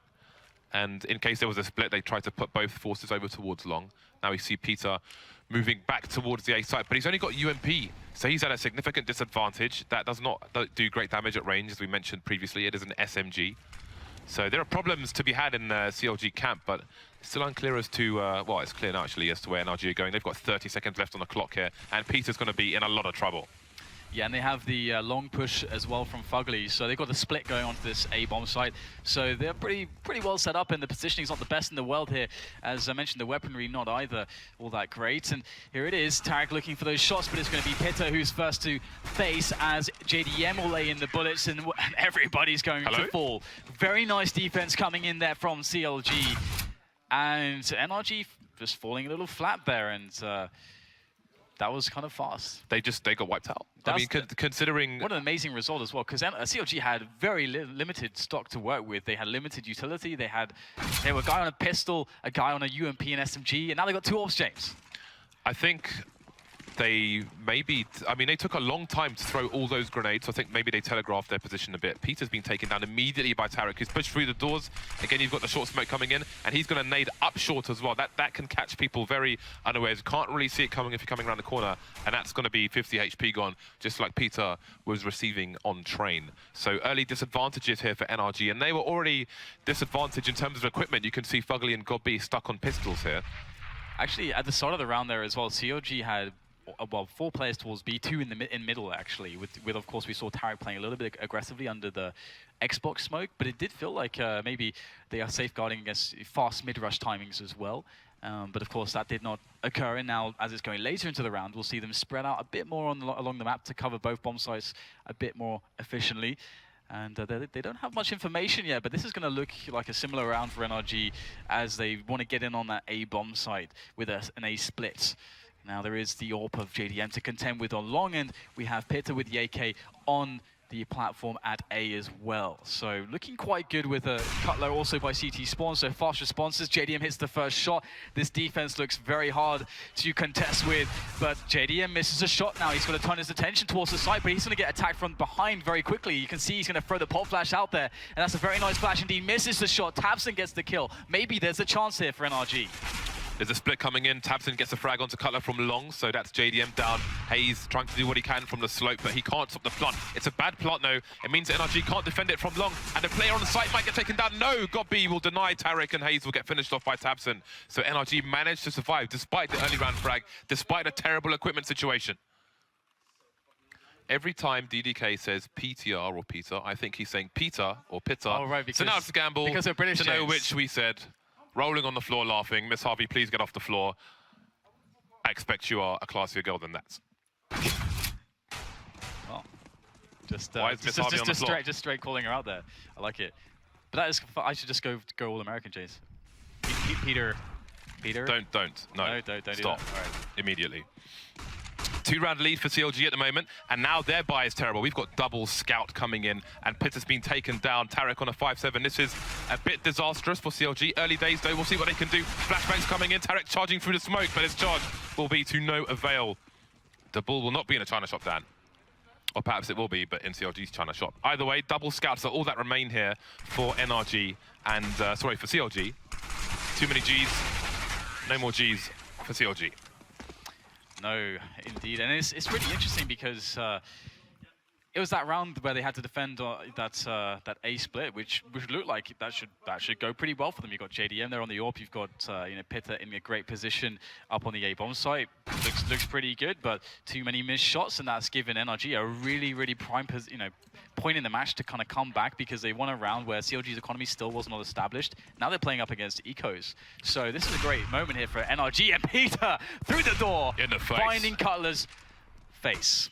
And that's got to hurt. That's got to hurt. And now it's just going to be 4 players left. They've only got pistols, though. That's much more frustrating when you've got, let's say, an AWP and full armor. But that's not the case here for CLG. They are playing economically, James. They want to save those pennies. They are going to be busting open the piggy bank, though, in well, dimes, right? Their future. It's dimes, Dan. Dimes, cents. Whatever coins, yeah, cents. I don't know what else they have. Well, earlier you were talking about shillings.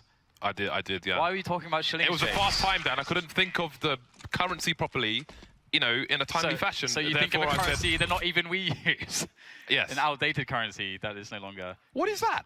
I don't know. You can't do that. That's Peter, man. That is just rude. That's outrageous. 4-4, we have CLG coming back on the bye. CLG, though, limited with grenades. The smokes will be had by most of the players. That will be important for them to try and slow down the push of NRG. Again, we've seen NRG, I mean, choose to slow down themselves, and that hasn't really worked out. Cutler gets tagged through the door. Not having a good time there. That's a wooden leg for him. That makes me angry, James, when that happens. It makes me angry. When it happens like every round, when you run past, it's very frustrating. I actually played a game recently with Henry G where it happened to him every round, and he was raging. He deserves it, probably. He was raging. It was glorious. Right, well, Tabson has moved up to short very fast indeed. We have JDM playing over towards the car position. Tarek has been boosted on this box. This allows him to mount a defense if NRG go for a B split with a smoke in CT spawn. He can be sprayed down with an AK, let alone an AWP. You can see the Molotovs coming in to try and force him away. He has indeed been forced away, but Peter can't overextend far enough to see Tarek because he would be exposed to the players from the B bomb site should they try to defend that area as well. See smokes over towards B tunnel at the moment. Short still held by NRG. One player towards long, one player holding down short from the car position for CLG on A. It looks like we have the B splits. That's what NRG are thinking about right now, and there have been a series of smokes going in towards the tunnel, so they probably realize right now that there's likely going to be no more smokes towards the B side of things to slow them down and to prevent their picks. And now they themselves will smoke off CT spawn as they try to split in, and it's very telegraphed what's going on at the moment. And CLG can start pushing around the map if they want. Cutler is in the car position there on the bomb site. Hayes at the back of the site, so Cutler in a really important spot here to do the damage to try to cut down these players and prevent them from taking the bomb site with too many numbers. But he doesn't get anything done, James, and now he's left Pitta in a 1 versus 4. He'll be able to take down a single player, but what else can Pitta do? The coach of CLG cannot emphasize that enough. He's been doing a pretty good job, all things considered. But this is not really a round that you can save. So he will go for the AWP pickup and bring that into the next round. Seems there are too many man, Dan. Too many man. Too many man. Over towards the B-bomb site. So NRG will take the lead over CLG, and we'll have a quick look and see what the money is like on the CLG side. It sucks, basically. So they're going to be in trouble. You have to see what they do. I mean, if they can save the AWP here, which looks good at the moment, then perhaps we will see more aggression from JDM, as we saw in that earlier round where they started to push the B bomb site. Going back to that, you might not remember it, but Fugly's position was important, standing behind the pillar. Quite a standard position early on towards B. We've got flames all over the place. Yeah, this is really nice, actually. The closer Molotov to the push there is actually a really important one, because those close positions can be the most disorienting when you first move into a bomb site. But my prediction, James, is JDM's going to take that AWP. He's going to get boosted on Catwalk, and then he's going to die. He's going to die on Catwalk, James. It's going to be gruesome. But it's the thought that counts. It's the effort that counts. The short boost is so good for the CTs here, because it's unless you put somebody past that little tunnel where Peter is standing, which we call suicide, because it's crazy to run down there. You can see JDM scoping there. He didn't go short, James. If you feel like a fraud. You are a fraud. If you don't push a player through there, then the Ts don't have vision of short, and you can see there are actually 2 CTs who have pushed short. The other option is to have a player in the lower tunnel where Fugly is, and you can see Tarek is looking for him now, because it's pretty standard for a player to go down there to help secure the short position. Now Tarek's getting hungry for frags, and he will extend his position. Speaking of extending positions, hello, we have JDM holding an angle now, but will Fugly be brave enough to strafe? Oh, Ace is going to be going in. This could be quite interesting, because that might allow Fugly to think, hey, maybe I can move down there now, but JDM is still covering that angle. But no, Fugly will fall back entirely, back to T spawn as NRG start to walk up the long area, in towards that A bomb site. Tarek's there with it, Eagle. JDM opens things up. He gets a kill onto God B as God B takes down Pitta. So some frags being made here by CLG, or at least the opportunity for frags as JDM holds the angle. Will they smoke it though? There's no smoke, so I guess they won't, but they will run boost across. This is great. Here we go. Oh no, oh no! It was a complete failure, James. Bomb, bomb, bomb, bomb. Oh no. I mean, they got wiped out, but it was so worth it. That was hilarious. Where is Benny Hill? He appears to be in the building, Dan. Yeah, we need some yakety sacks up in here. Oh, look, we've got a 3-dimensional view, Dan. Show me. All right, guys, let's go. Get wrecked, Cam. I don't know how to say 1, 2, 3 in German, but that's not a good 1, 2, 3, Dan. That's not a good 1, 2, 3. That's like playing QWOP. I learned how to say 1, 2, 3 from Cool Runnings, James. That's great. You know the game QWOP? The game QWOP where you have to press, you know, move with the legs. Yeah. But that's often what happens, Dan. They were playing QoP. There's a time and a place. It's not right now at Eleague. People cosplay QoP, you know. Either way, it is back to the full buys for both teams. So it looks quite interesting here, the setup from NRG. They have no presence towards the B side of the map, absolutely none. And it looks like they want to flash over here. And Pitter's in actually a very nice position considering what is going to come his way, because he's going to be expected to perhaps be a little bit further away and not playing these closer angles. But usually teams will pop flash that spot. You can throw a lot of pop flashes there. But it looks like actually after NRG spent a lot of time early in the round just sitting outside long, that they don't even go for any pressure towards long. In fact, they haven't even given away that anyone's standing there, interestingly. No, and if there's a push towards B tunnel from the CTs, for example, they have no idea. They have no vision. Eleague has no support. It's flashing himself in to short. I think you can actually flash short from long, from outside long, but I'm assuming he's flashing himself in. So it seems that NRG are pretty hard on this this split, but Pitta has other ideas. Yeah, that's a beautiful hold there on long, and that's just what I was worried about for NRG. Nice little pick-up from Eleague, but it's not good enough at this point. They are down too many men, James. It's just going to be down to this push onto this A-bomb side, and JDM is trying to lock it down with that AWP, and he can kill so much time to allow his teammates to rotate there if he needs any assistance, which perhaps he will. There is a couple grenades here which could be used on JDM's position. NIP have some great nades for this, but no nades. It's just going to be the straight-up AWP shots into Peter and GOB to finish off the round. CLG will close it down, giving themselves 5-6 now. So despite all things, it is actually quite a close match here. NRG won 5 rounds in a row before losing that one, actually. Yeah, which is weird, isn't it? Because it doesn't feel like they've been winning. Yeah, it doesn't feel like it. Well, you've seen a bit of struggle from both sides. I mean, especially after that just fail. I don't even know what that was. Just face planted on long. I love that. Face plant that.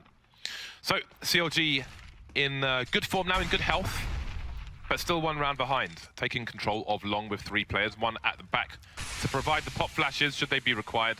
Everything is all nice and secure now, and Peter can stay over towards long and bark commands at the rest of the team while staring at a door. Makes life a little bit simple, which is good. He's holding the door, James. He is. He shall hold the door, Dan. And JDM shall hold short, or at least try to. Getting flashed though, but he's just going to brazenly run backwards, Dan. Absolutely. This is a pretty nice spot for an AWP, though. It's very easy to kind of get to safety, but oh dear, that's not going to go too well. Almost going down as he shows the shoulder, and it was promptly shot to pieces, but it is down to Fugly here, trying to go for the one-man push into Longhouse. But Peter's so close. That is brilliant stuff there from Peter. He's been doing a really good job, to be honest, for CLG on long. Winning that 1v1 against Fugly is very important because now NRG, they're going to be diverted to that B play as their plan B, essentially. And Tarek's on the box. This is a sneaky position. Get wrecked. 1, 2, there could be a third, but Tarek's going to back away. He's got teammates to do the damage, but the round has been won pretty much at this point. 30 seconds, almost no health on God B, 4 players to kill, and finally eliminated by Cutler. And that was a beautiful round from CLG, but it was largely due to the fact that JDM was able to kind of lock down short, or at least sort of disincentivize them from that position. But the key thing was that Pitta was smart enough to understand when he could try to go for the push in Longhouse, and that completely took Fugly off guard. And that's how we saw Tarek getting into this position, because Tarek knew that the B play was coming. So, double AWP back again for CLG. And Peter of NRG with the AWP here. And look at this, we got Tarek going a bit aggressive there, but it is going to be the pick of Peter onto Hayes that will open things up a little bit for NRG. But Peter, once again, ever responsible. Ever the gatekeeper of the long area. So far, James, no one has stood his tests. Well, we see a rotation coming in from NRG, perhaps scared of Peter now. But the thing is, CLG seem to get, maybe they're like a turtle in the sun, you know? They get warmed up down and they start to move around a bit faster. Momentum seems to be in their favor at the moment, and you have to wonder if NRG should consider a pause just to try and break up that momentum or slow things down, or, you know, reset the situation, mentally at least. Shots being missed over towards the bomb site now from the CTs, and that is a good start. No more momentum for CLG, perhaps 4 versus 2 now, as NRG looks to take the lead once more. The remaining 2 players for CLG are miles away, so I think the save is already being called. That said, Pitta is moving towards T-spawn to have a look at B from there, so maybe, I think it's more likely they're just trying to contain the players for now. You can see Pitta's got about 5k in the bank, so for the most part, CLG will be okay to buy in the next round should they get wiped out. Only one person has absolutely nothing in the bank. Pitta will try to save the second AWP pair, so we might see a different approach if we have 2 AWPs going into the next round, but he misses the shot. Fugly punishes. Yeah, and they really want to save at least one of the AWPs because the way their money is, they don't have to save everything, but they want to save one weapon, and the AWP is obviously going to be the best choice. And I have to say, you know, Pitta has been playing really well for CLG. He's been doing his job pretty effectively on the CT sides. It was that it's mostly some of these B takes that have been the most difficult for NRG to deal with. We haven't seen many post plants on the A bomb side. It's mostly been those post plants on the B bomb side at a very timely kind of situation. Where basically CLG are in a spot where their economy's not incredibly established just yet, allowing NRG to get some momentum, picking up some rounds against weaker buys of CLG. But this time around, CLG will actually have 2 AWPs to throw into this round. 3 M4s, very nice, well, decent enough collection of grenades. And looks like Cutler's going to get tagged through the door again. Peter quite consistent with those. And through the door. He'll be throwing the smoke onto Xbox to try to allow his team onto short. But there is a player there. JDM's aggressive on the short position. And he's got no support. And there are players very close. There's the first shot. Could have been Eleague. But no, JDM gets both frags. That is a fantastic performance. Great display from JDM. And that is a beautiful advantage. And look what's happened. NRG realized they got to take risks. And it's Fugly in with 2 frags. NRG can still save the round. Yeah, NRG have control of the B bomb site now, and but they need to get the bomb down fast because the longer they take, the more time CLG are going to have on the retake, and you can see them slowly streaming towards the B bomb site. Tarek creeping through the tunnels now. Pitta coming to join him, and JDM making his way as well. But this is a problem for CLG. They've got 2 AWPs on this retake here, which is kind of awkward for the side. You want to be a bit more nimble, be able to look left and right. So that might prove difficult for them, especially with Peter holding an angle. He sees them trying to shoulder pick, trying to bait the shot. Shot's been baited, shot's been found. 2 versus 2 now, so we have 1 from tunnel, 1 coming towards the door. Fugly pushing through. Nice stuff so far for NRG. 1 more to find. Pitta coming through the smoke, picks up an AK, which will help, but the clock is ticking as well. He doesn't have a kit, he needs to find one. I don't know that he has enough time to defuse without one. Pushes the door, gets Fugly, but that is it. He should be good to save the AWP. He's moved far enough away, so at least there's that. But NRG get another round on the board now. That's amazing there. I mean, you got to credit, I mean, both JDM hitting those kind of JDMS shots. I mean, check this out. Because the players are kind of elevated in the way that they're running on the edge there, they're actually, whoa, okay, we're straight into the next play, which is Fugly basically saving the round for NRG, but yeah, that was so close, and you can see how close the scoreline already is. These rounds, every single round really matters at this point, especially if you're NRG and you lost that first map. They really need a win here, and especially now that Astralis is full strength again with Carrigan. But here it is, Fugly going for the fast approach through long, and this is not going too well. Why is he getting his knife out then? I don't know. What does he want to do? Does he want to charge his knife? Why? I don't know, James. It's shiny. Maybe he likes shiny things, but that's not the time. There's a time and a place for shiny things, Dan. That is in the kitchen with your toaster. Hayes has pushed all the way into T-spawn, actually. So there is a man disadvantage for CLG at the moment, but NRG are biding their time, Dan. They are painting nails. Nails are being painted towards long, Dan. Just sitting there, and it's really interesting because Hayes has pushed all the way around the back, so even though you kind of don't like CLG's chances in this one, Hayes actually finds himself, if he can get this frag, oh, that's the bomb! It's the bomb! Oh no, that's so unfortunate. It would have been amazing if he could have picked up the weapon as well, and then that would have been a pretty good situation, but JD was left in the 1 versus 3. He's out of position as well. He's not going to catch Tabson in time. Tabson's just escaped JDM's vision moving forwards on short. So now JDM's in a spot where he's got to go for the full retake. No teammates, no grenades. He's got a kit though, but it's the last round. So we're going to see it happen, but no. Legia's going to shut him down, and that will be the 6-9. NRG winning the first half with 3 rounds in advantage. That is the way they wanted to start this one off. And what a crazy first half. These guys are going to give me a heart attack, Dan, with some of the things I'm seeing. Let's just rotate the bomb on its own. That's going to be fine, perfectly fine. If I do die, Dan, please bury me next to Michael Jackson or Kimbo Slice. Either's fine. So we'll see who's going to take it in the next half, which is coming to your screens shortly. See you soon.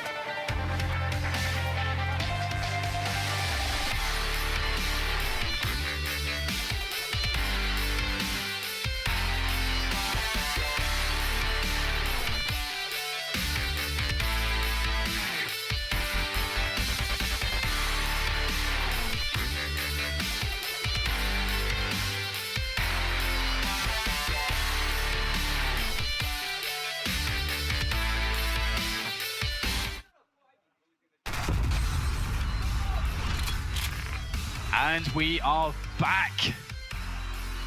Look at this. Look at this. Ein Spy dry, but I don't know, maybe there was no dry, James. No, it looks pretty dry, Dan. It looked pretty dry. That's like a moment from Cool Runnings for anyone who's seen that film. It went pretty poorly, although the Bolster team from Germany were pretty adept at the good old Ein Spy dry, but it's going to be, of course, JDM and tabseN once again in that, today is going to be a really good performance from JDM, unlike yesterday where he wasn't able to keep up to his usual performances, and this is, even despite that, NRG managed to get a lead here. Yeah, they've only got 6 rounds due to the CLG side, despite JDM's improved performance. So everybody will need to show up here for the second half. Pistol round begins. CLG on the T side on this occasion. tabseN going for a fast play towards short. Should be expected these days from Dust 2, but no, Tarek's going to get taken down, just shooting the walls there. Hayes holding one of the angles that tabseN was holding on the other side, but he will move back and sit on that lead, which might slow down the CLG side, but perhaps Peter hears some sounds towards long. Is Fugly, how hungry is he for the meat stand? What kind of meat would that be, James? Would be Arby's stand, one would presume. Man advantage now for CLG, as Fugly does get a bit hungry, but dinner will not be served, Dan. 2 over towards B, make that one, Goppy getting wrecked as well. Cutler answering back, sorry, Legia answering back. And there's a flank coming in from Peter. And again, we've got people just loitering in the mid-area. Peter spotted the information, but no silenced USP. That P2000 will ring loud.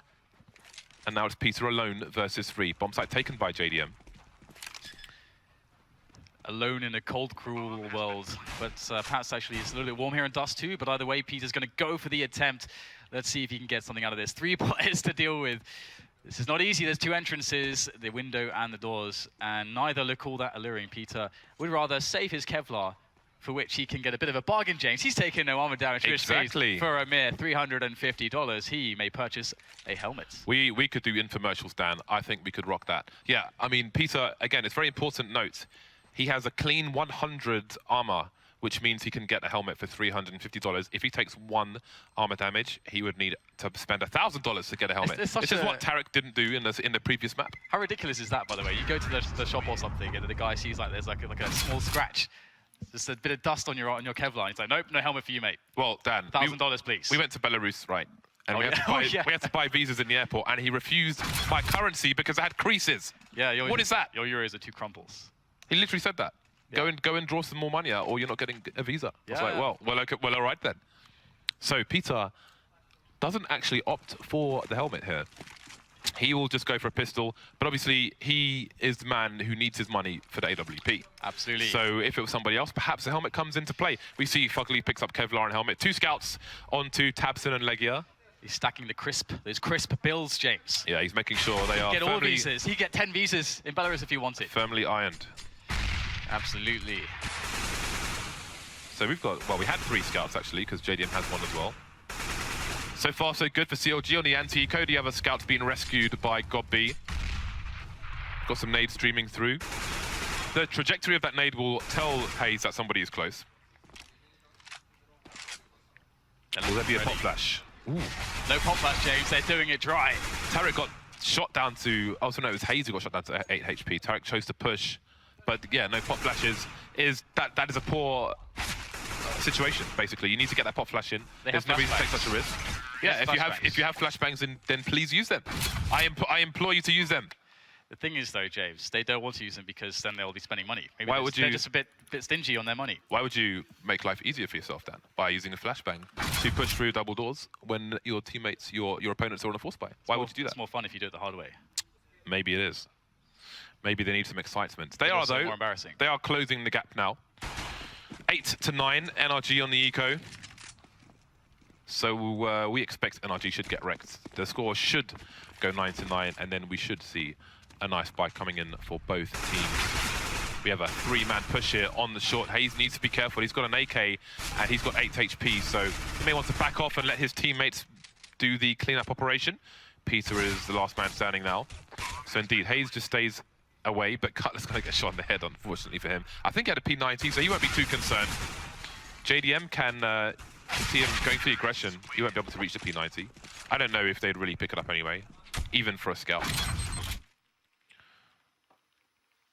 So the problem with that position for the CTs is once you jump onto the platform, you can't stand up without exposing your head, which is why JDM's aiming there. But he gets a nice shot behind the barrels as well.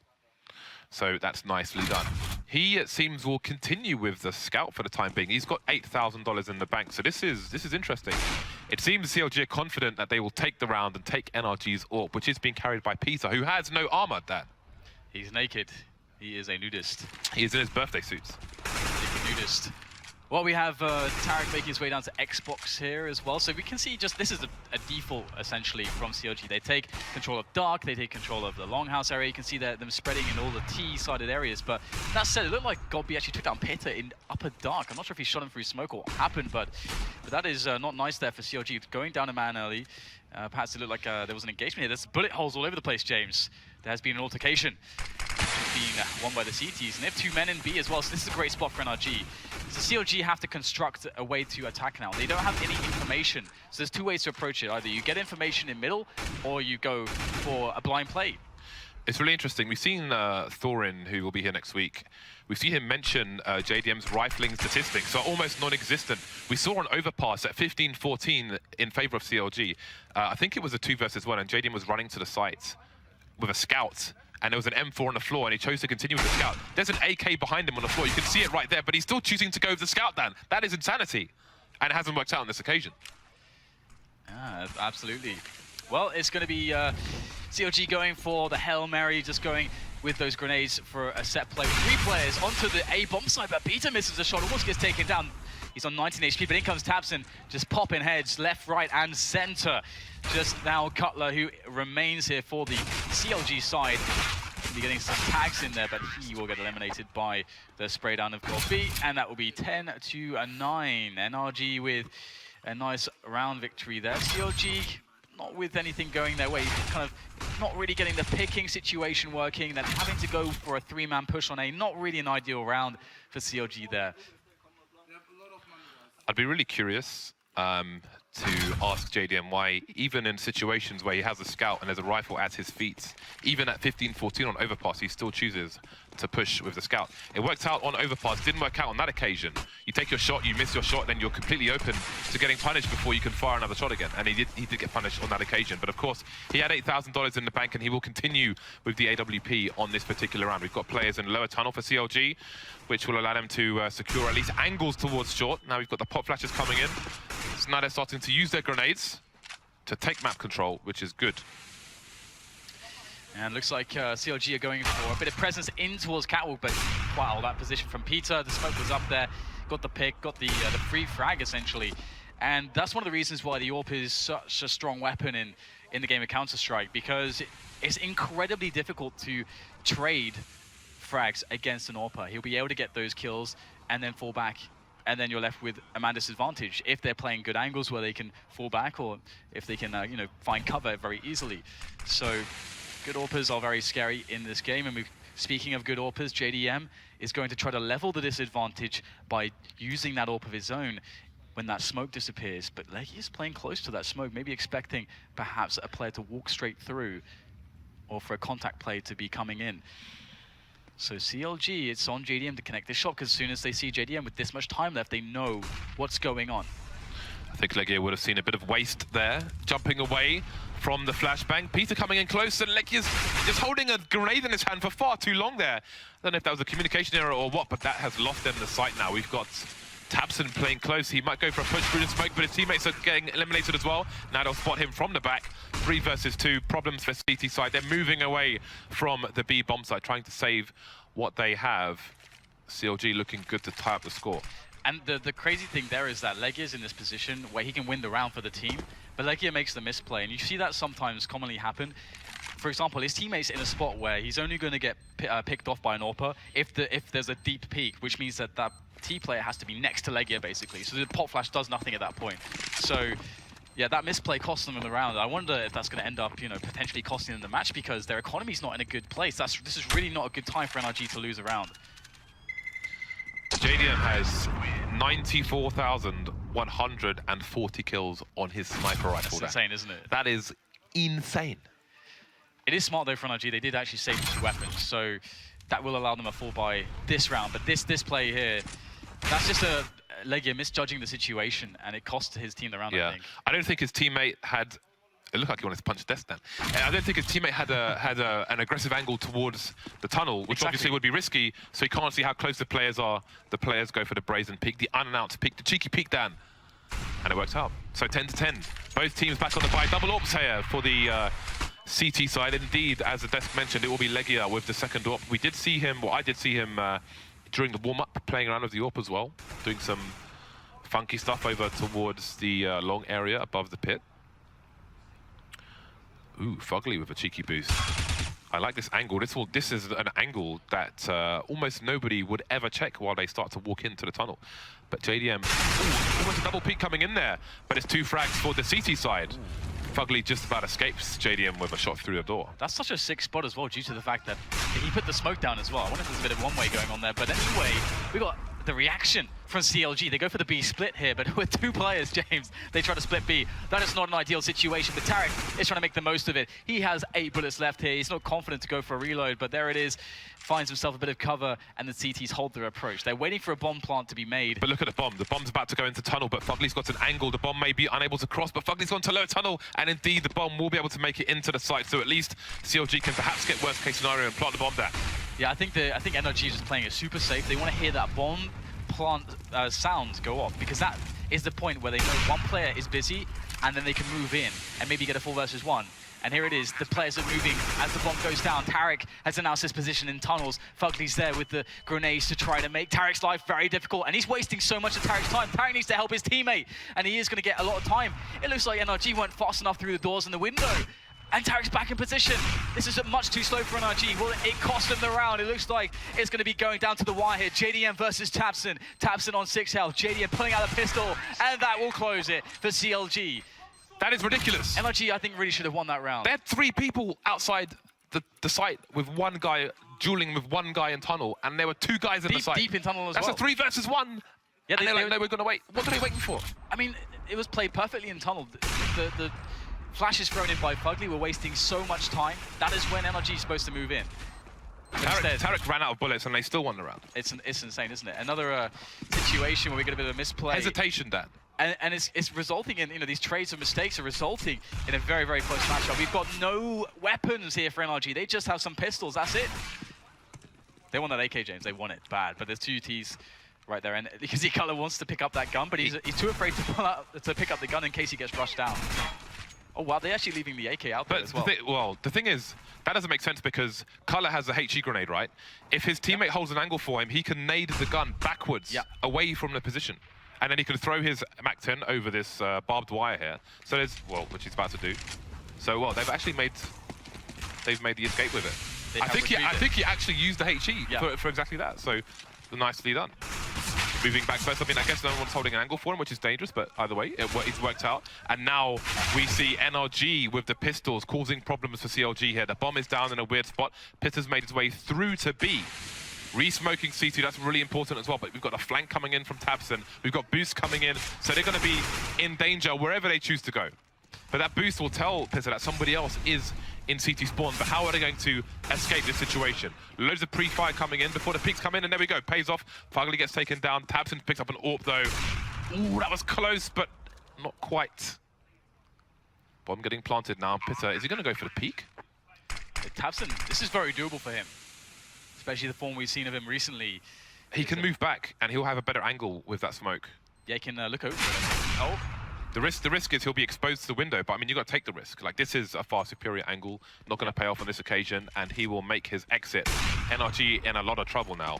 But it's really smart to go for the save. All of his team have around $2,000 right now, and with the save on the AWP, this will be their 3rd round loss, meaning that NRG will have roughly, well, $5 to $6K actually. Yeah. So their money to be 5.5 to 6. So saving that AWP on top of that is going to really pay off in the long term. You won't see it pay off in maybe the next round, but maybe in the following rounds, depending on what happens in the next one, it could really help them out and give them an extra buy. But you have to wonder if NRG are on tilt based on how poorly they played that retake on B. because I mean, you have to put that behind you now. You have to. I mean, these guys play thousands and thousands of rounds, but within a vacuum, that has to play in your mind a bit. Especially if you were, I don't know, somebody who was dead, watching your teammates do that. Who knows? We'll have to see how this continues. Again, both teams back on the buy. The orb saved from the previous round. Nobody tagged through the door on this occasion. Tarek gonna charge through long on his lonesome. He's got Cutler coming in for support, but he will be smoked off, choked off. Now Tarek's blind, stuck behind blue. Fugly pushes at the wrong time. Flashes coming in for support for CLG. And now he is down. He is on 5 HP. He is in a lot of trouble. Tabson coming in for support. There's madness going to happen down towards long while pushes come in towards mid. We've got more CTs coming in, more Ts as well, but still no frags for either side. Fugly finally goes down. Will CLG choose to escape from long? There are smokes all over the place. Gobby falling now towards B. This is madness. How do NRG even call in a situation? They've got players falling all over the place. 4 versus 2 now. Peter taking down Cutler on long. Peter can still save this situation. It's a hard spot, and he's going to get caught from 2 players from 2 angles, and that really sucks for Peter there. I mean, it's a doable spot with this kind of skill Peter has, but if he gets crossfired like that, he can't get to that corner in time. It's not going to happen. And there you go, 13-10. CLG starting to creep forwards now, and we might indeed see the save of that orb coming into the benefit of NRG at this point, because things are getting pretty bad for them economically, and CLG are so close to winning that they're going to be in spots where they're going to be forced to buy when otherwise they wouldn't want to, just due to the fact that they need to win rounds immediately. So we have a bit of a pause going on right now, which is likely going to be tactical as I imagine NRG are going to be trying to figure out how do they handle this current situation. It is indeed confirmed as an NRG timeout here, which... Yeah, it's a really, really nice point in the match to do it, because again, their money's in a spot where they've lost 4 rounds in a row already. So you would expect an eco in this round because their money's not very good. And then that's going to be $3,400 on top of what they have right now, which is actually going to give them something 6 to 7K. Full buy. Yeah, full buy, and also, perhaps even if they lose that round, another full buy, basically, because they'll have enough saved over into the next round. So NRG are going to have 2 good chances, but they have to decide how do they handle this. And Fugly's buying a UMP now, so how much money does Fugly have? Okay, Fugly had quite a lot of money, so that's going to still allow them to buy in the following round. Perfectly fine.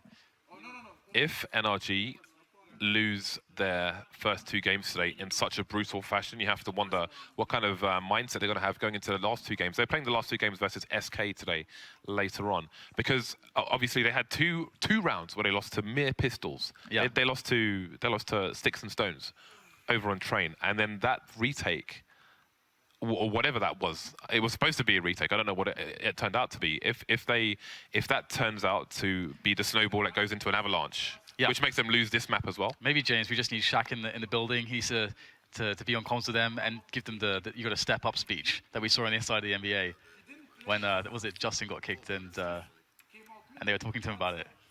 So you got to step up, man. You got to step up. Right, Let's see if we get any stepping up, James.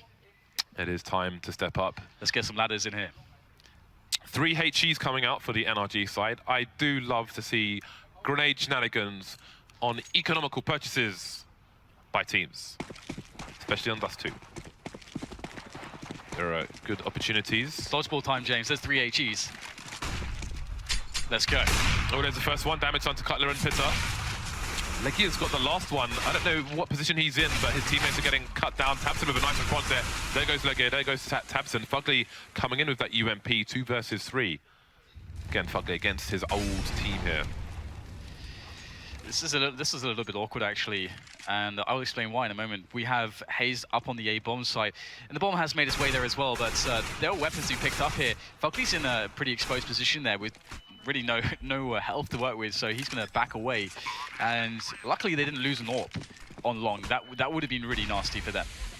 We have a short plant going in, so the setup here for CLG to hold on to this is really good. That was so close. He sees the pineapple down, but he can't manage to smash it. Fugly making his way onto the site. Gobby's being taken down. Fugly alone with no kit. Just about damage now. Nice flash, which might bait JDM into a desperate position, but he hears the footsteps of Hayes that will distract him enough for JDM to deliver the killing blow. So let's quickly talk about what just happened there, because CLG, I mean, they wanted to get the pick in towards long. And that's usually fine, but when you have so many players from NRG in that position, you need to basically use grenades to win the battle, basically, to get force past that choke point. Because when you're in that choke point, you can't put 3 players in the choke point. Everyone's trying to get frag states. That's not how this game works. So of course they're going to lose a bunch of players to pistols. So they didn't alter things in the fly. But we're into the next round here, and we've got big buys coming out. Double orb for NRG, and JDM's on the angle. Late flashes into long will stop some of the T's, but there is one behind blue. That is Hayes. Fugly seems to have an idea. Gonna push while the nades come flying in. Down goes Hayes. No answer from the T's. Nice 180. Takes down Cutler as well before he can do anything. Stuck behind the smoke. Very unfortunate for him. So NRG not out of this just yet. A very strong advantage in round 25. They appear to be stepping up, James.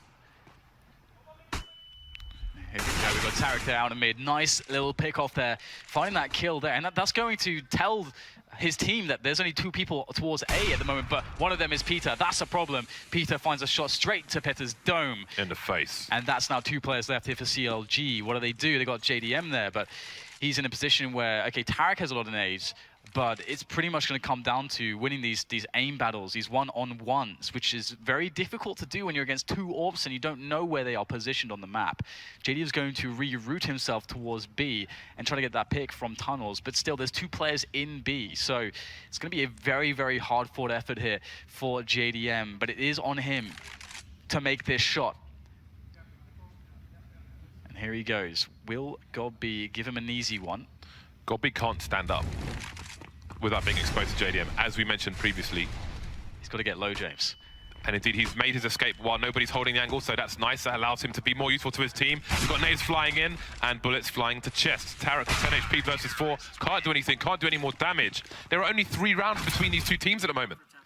This is a really, really close one. Very, very nice stuff from NRG, and you can see this this long play from CLG has been a little bit awkward here and there. We saw it against pistols. We saw Fugly taking full advantage of it there as well. So NRG have battled their way back here, and it's a beautiful defensive shot there from Peter, really abusing that angle with the AWP. We saw the same kind of play out of JDM when he was on the CT side, and now CLG need to construct a new way to attack NRG. This is a crucial round because CLG won 5 rounds in a row. They've lost 1 round. After this bye, they've got basically nothing in the bank. So this is a very, very crucial round for NRG. If they lose this round, their economy's crushed. If they win this round, then maybe they can catch up and try to tie the score of CLG here. But we've got Eleague this time getting low on that B plateau, but he's behind the barrel there, and he gets the tag just before JDM gets the angle. And that is going to disincentivize JDM completely. He's going to turn tail and try to do something else around the map. And because he's been deflected in this way, it's going to encourage CLG to move towards A very likely. They haven't really taken full catwalk control just yet. You can see they're starting to do that. There was a forward smoke there, denying them initial control. But there it is. They have the Molotov down there for that behind the stairs position, which can be annoying sometimes. But the thing is the Tabson of NRG is in CT spawn. He's below these players on catwalk, so he hears them running amok around the catwalk area. So NRG have decent tabs on what's going on for CLG at the moment. 40 seconds left. Tarek is positioning himself to throw a specific smoke, and the push begins. We're going to see people jumping onto slope, I would presume. Maybe, maybe not. We've got counter flashes coming in, so maybe it just failed for the side. We've got Pitta peeking through the gap in the smoke. That's going to work out. The NRG side retreating towards long, just trying to keep control of that area. You can see CLG keeping control of short. Godby being taken down in mid while he tries to approach short as well. JDM taken down from the back, and now the push comes in from long. Nice tap by Fugly. 3 more to find. 2 orbs on this retake. It is more open in a B bomb site, so it's a bit of a better situation. Cutler coming in from CT spawn now, and Eleague might be vulnerable in that position. Fugly going to take down Tarek at the same time. Cutler coming in from the CT spawn. Not going to work out for him. Eleague ready for the challenge. 2 versus 1. 2 versus none. NRG get another round on the board. James, in that round, Fugly was like the juggernaut, man. No one could stop him until right at the end, but he'd done way too much damage, just slowly edging his way, frag upon frag, getting the damage in there with the AK. That was a really, really nice take, and a really great setup from NRG, because they were in a spot where they were losing the A-bomb site, but they had 2 players on long, and because CLG didn't try to contest long, they could just sit there, and then what that allowed was the B players to attack Catwalk, and NRG had, you know, those 2 long players to kind of split onto the defense, and that worked perfectly. So NRG, as you mentioned, they kind of break the bank a little bit of CLG. CLG have to save one. So NRG are making this happen, this comeback so far, but there is still a ways to go, and they still need to contest against the Pistols, and Cutler's just going to run straight into mid, as is the rest of his teammates going to split onto B. So it could be some shenanigans here, but Eleague, he's holding it down there for the team, although he gets shot in the back of the head, James. Yeah, NRG are quite firmly saying that there will be no dilly-dallying outside of the B bomb site, but JDM, other ideas, has an opportunity to plant the bomb here, but he wants to win the round. He's trying to cut the numbers down from the CTs, but will this play into CLG's favor, or will it fail? NRG not going to be pushing the B bomb site at the moment. They're biding their time, and now they know where JDM as a charge will come in. Fugly dancing around the pillar there. That's quite absorbs the bullets, but doesn't do quite enough. And look at the time on the clock here. There's a minute for JDM to play with. And once spotted in the tunnels, we have the CTs start to move into the bomb site. We see Tabson's by the car in B now, and we have Peter holding a very passive angle, so he won't even see JDM cross. So now NRG will have to guess as to where the last player is for CLG. Yeah, this is actually an amazing position for JDM to be in. Picking up that initial kill, now he gets essentially a plan if he can make the cross. It's all about making this cross, and it looks like Peter's exposed, Dan. He's not looking his way. They completely ignored the fact that early he could be going straight towards A. Still looking into middle, so it looks like, you know, the inner timings of where JDM could be is sort of off at the moment, and that gives JDM a chance. But JDM's kind of giving them respect here, thinking that, okay, maybe they would have taken a position to accommodate for JDM's push onto this A bomb site, but they aren't actually really in a position to do much. It's smart by JDM because he wants to be able to plant, and he wants to know that he can plant safely. And he does clear out that catwalk position. So now the bomb goes down.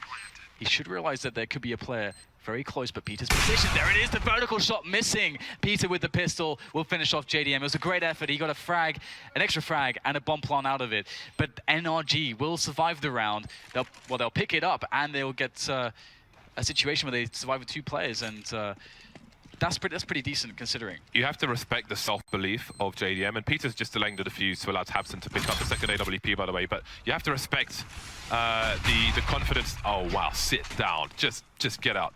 JDM's confidence there to win the round. He could go for worst case scenario. I can plant the bomb on B and then do my best to win the round. But he's like, no, I'm going to win the round. I'm going to wreck these fools. And the funny thing is, if he didn't jump on the car to try and take the safest approach to CT spawn, he would have seen Peter before Peter repositioned and killed him. Yeah. And then he's got a very strong chance of taking it around. Either way, there's 1 round between these 2 sides now. CLG back on the buy, back on the AWP, double AWPs for NRG. We've got early aggression over towards long, but this time CLG won't have a single player make it through blue or anywhere else. Fugly and Tabson playing close to the door now. Got many CLG players over towards B. Bomb on the floor in B, which could suggest they go for a bit of a split here. Not really paying too much attention to the short position, but Cutler, he sees the attempts for the boost, but can't do anything about it. That boost is awesome. I'm stealing that, James. But the thing is, they know 2 people along now, so they have to try and guess, is there 1 on short? Surely there is, which means 2 on B, which means they can try and react with a fast play into B, Dan. Yeah, I mean, even though NRG rotate quickly because they realize what's happening, Eleague is in an awful position, and he's going to get completely destroyed there. Tarek with a bullet straight to his face. Peter's looking for the shot across, but he will get smoked off, and now it's going to be 3 versus 3 retake, and this is going to be interesting. We've got Tabson coming in from dark, from tunnels, and the rest of his teammates will be knocking at the door of the B bomb site. Tabson's against an AWP though, so you don't really like his chances. JDM is in a massive advantage, and it's JDM. Tabson waiting for his teammates to go in with the nades. Wow, JDM misses the shot and Tabson gets the kill, and all of a sudden he can pincer in with his teammates, and this looks amazing right now for NRG. Tarek has to go out of his mind to make this happen, but he won't. It's going to be Tabson and Fugly to close it all down, and NRG tie up the score 14-14, and they have come a long way, but they are making this work. And what is the money even like right now here for CLG? It's still pretty decent. They can still get the buys in, but this is scary. Yeah, but it's scary for both sides. CLG have planted the bomb in the last 3 rounds. They're just getting loads of plants, just not taking it over the line in the recent rounds afterwards. They can still eke out a buy. You can see them going for the force up here. We'll see how many guns are on the floor to be picked up. Indeed, everyone will have a primary gun. JDM will collect the AWP as well. So the pressure is still on both sides now. Another tag through the door. And by the way, Peter is on has the most frags on the server, James. Just a side note, as we see this A-long rush coming in from the CLG side, it's going to be big plays from Tarek just straight through that smoke into the blind players. The spray downs are real, but Fugly, oh my goodness, what is this? The 3 kills coming out straight away, and all of a sudden, CLG have been decimated. They thought they had A-long, but Fugly proved them wrong. He's going to try to hold down the bomb position now as well, as his teammates come in for reinforcements, and this is going to be really tough as he gets split on there, and it's not going to go his way, but he bought a lot of time. There's a flank coming in now, and we have Eleague on the angle with the AWP as well. Eleague must hit this shot. Oh, what a shot! That the flick is unreal from Eleague. That's what he had to do, and now he's down to Pitto on 6 HP. He's got the bomb and a minute, but he's got 6 HP, James. And now he's dead. Godby gets the frag. What a round from NRG. What a round from Fugly, the hero play. 3K. Look at this. That is completely ridiculous, Dan. Absurd stuff from Fugly. Did Cutler face with the bomb there? I feel like he faced with the bomb. Unreal. I don't know, but that is... I don't even know what to say. Well, NRG have clawed their way back into a winning position. And you can see the money has dwindled for CLG. JDM back on the scout. Cutler reduced to a Tech 9. We have another fast play into long. We've seen many today, and there are more coming in. Trades for both sides. Fugly, though, is proving victorious. Imagine if these individual performances take it versus his former team, his team who kicked him down, his team who he is bodying. Eleague holding down the B bomb site now. Got a smoke to try and give himself a bit of a ball. Spots JDM, but he's only got 16 bullets left and 2 people to try and find. Sees Tarek has support coming in. He's wasting time down to allow the rotation to come in. This is beautifully done here. Eleague is going to finish off JDM. It's just Tarek left versus 4 players, and they are all standing to attention. Tarek takes the first man down, but that's going to be that Peter with the wall bang. The finish off Tarek and NRG. Wow, they make it happen, James. 16-14 went down to the wire, but they made it work, and they needed this win badly. That was quite a violent map of Dust 2, Dan, between the two sides. And I really thought NRG were out of it. And again, I think they would have been mentally crushed if they'd lost it after that round earlier where they had that completely messed up retake on the B bomb site. But indeed, NRG will prove victorious. We've got man hugs on deck. CLG coming in for the Gentleman League handshake. And they will have to be disappointed after having such a solid lead towards the end there. So there's 2 more games for NRG to come versus SK. That will be our 3rd matchup today. But before that, it will be other people playing. So we'll see you back after the break.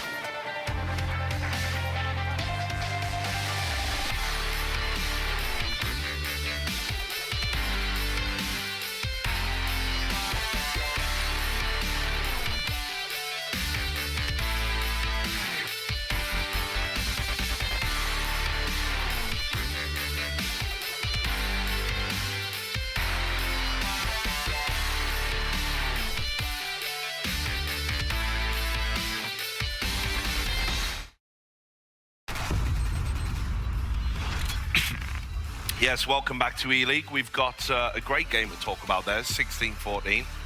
Just an amazing comeback in the end from NRG. I thought they'd thrown it again. Well, you and me both. I mean, it's all Fugly, right? At the end, and that was the big thing. They made a lot of those mistakes. You think that retake, you've mentioned it, the mistakes they make that are just crippling, but Fugly just overcame all of them in the last 4 rounds or so. It was just literally just his individual performance the last 3 rounds, honestly. Yeah, I mean, he was, and that's the thing. We talked about this is that grudge match that he wanted to be he wanted to be the one to just dominate CLG, and he did it with some incredible 3K, some just solo holds over towards Long A on Dust 2. I mean, that was a very impressive end of that map for him. Yeah, well, we can take a look at some highlights while we just talk about it. In particular, round 21. This is a very crucial round in that comeback. You can see it's 10-10.